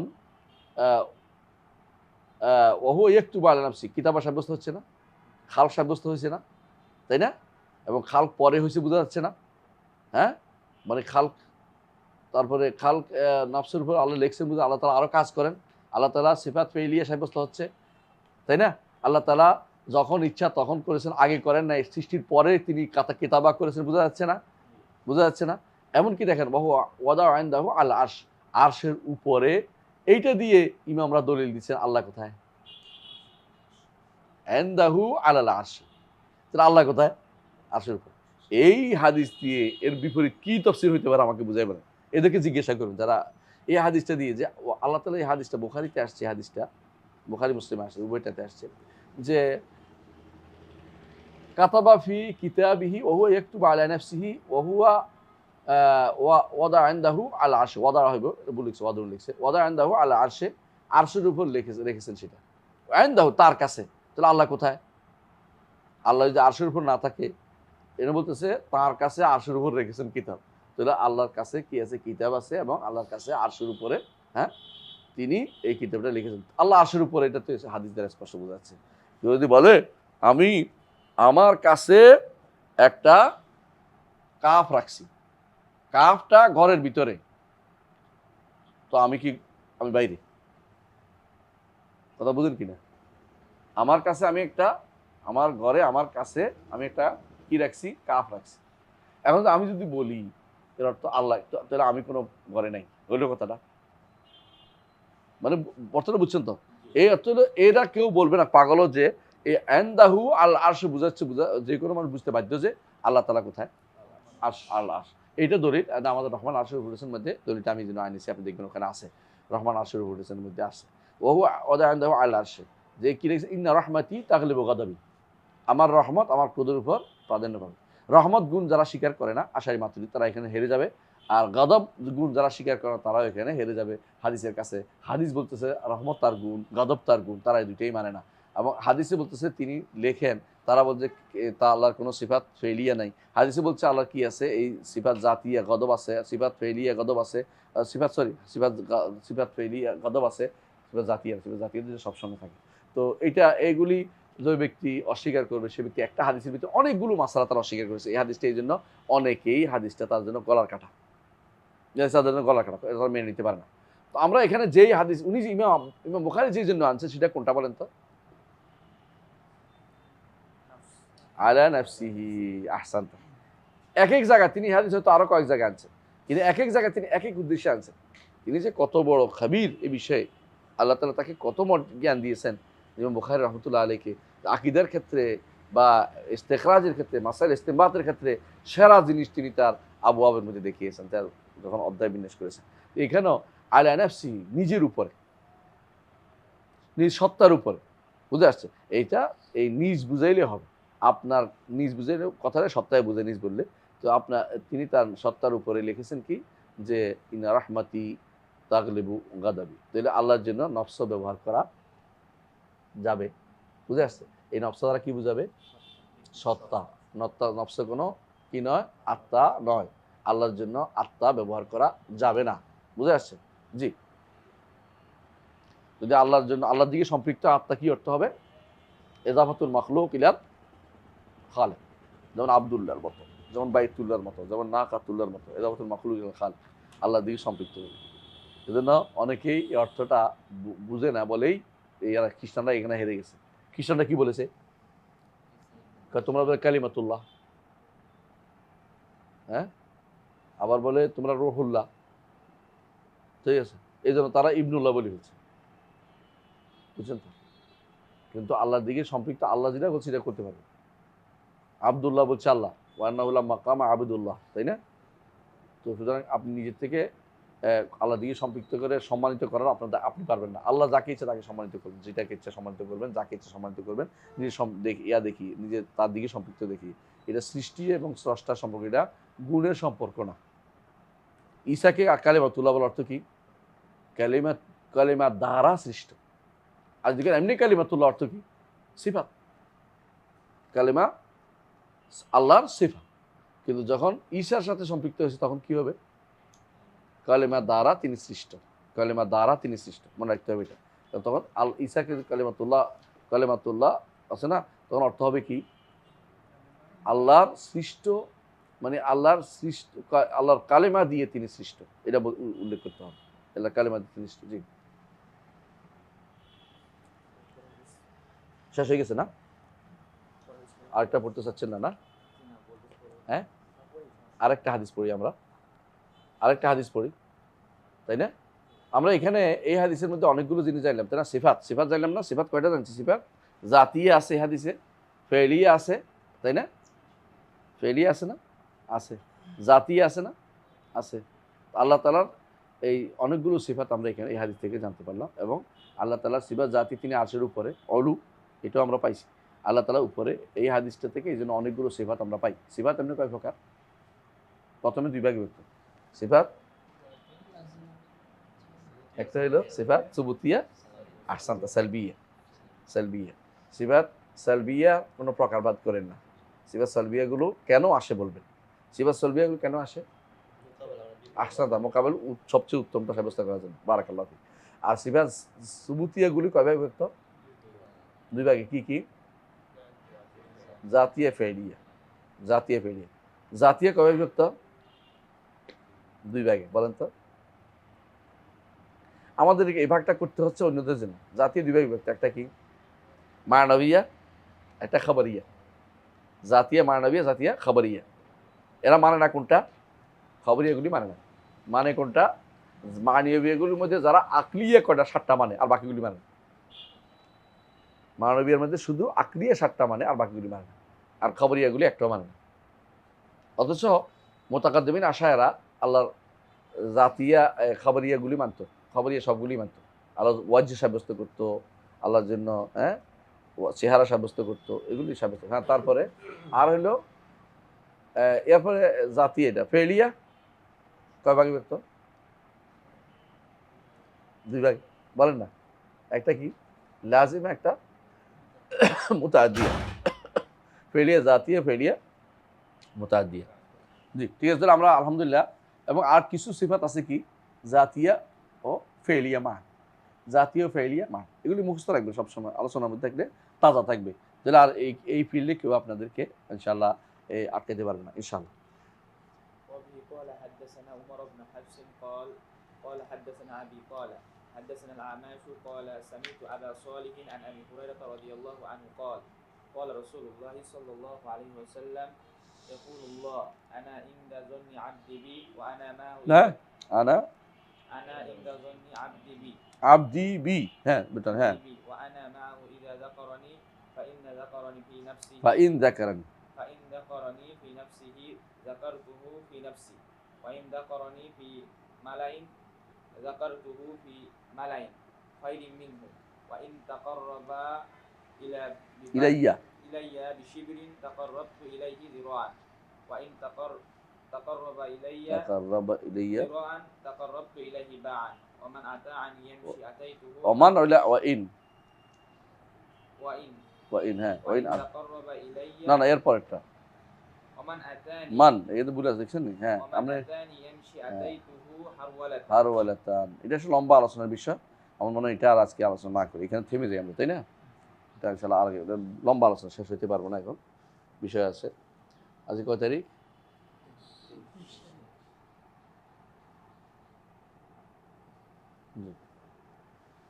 ইনশাআল্লাহ পরে পড়লাম, ইনশাআল্লাহ আমরা ব্যাখ্যা করবো। লম্বা আলোচনা বিষয়, প্রত্যেকটি মানে কথায় কথায় আলোচনা আছে। সুবহানাকাল্লাহু ওয়া বিহামদিকা, অথবা সুবহানাকাল্লাহু ওয়া বিহামদিকা, সুবহানাকাল্লাহু ওয়া বিহামদিকা, আশহাদু আল্লা ইলাহা ইল্লা আনতা আস্তাগফিরুকা ওয়া আতুবু ইলাইক। জি।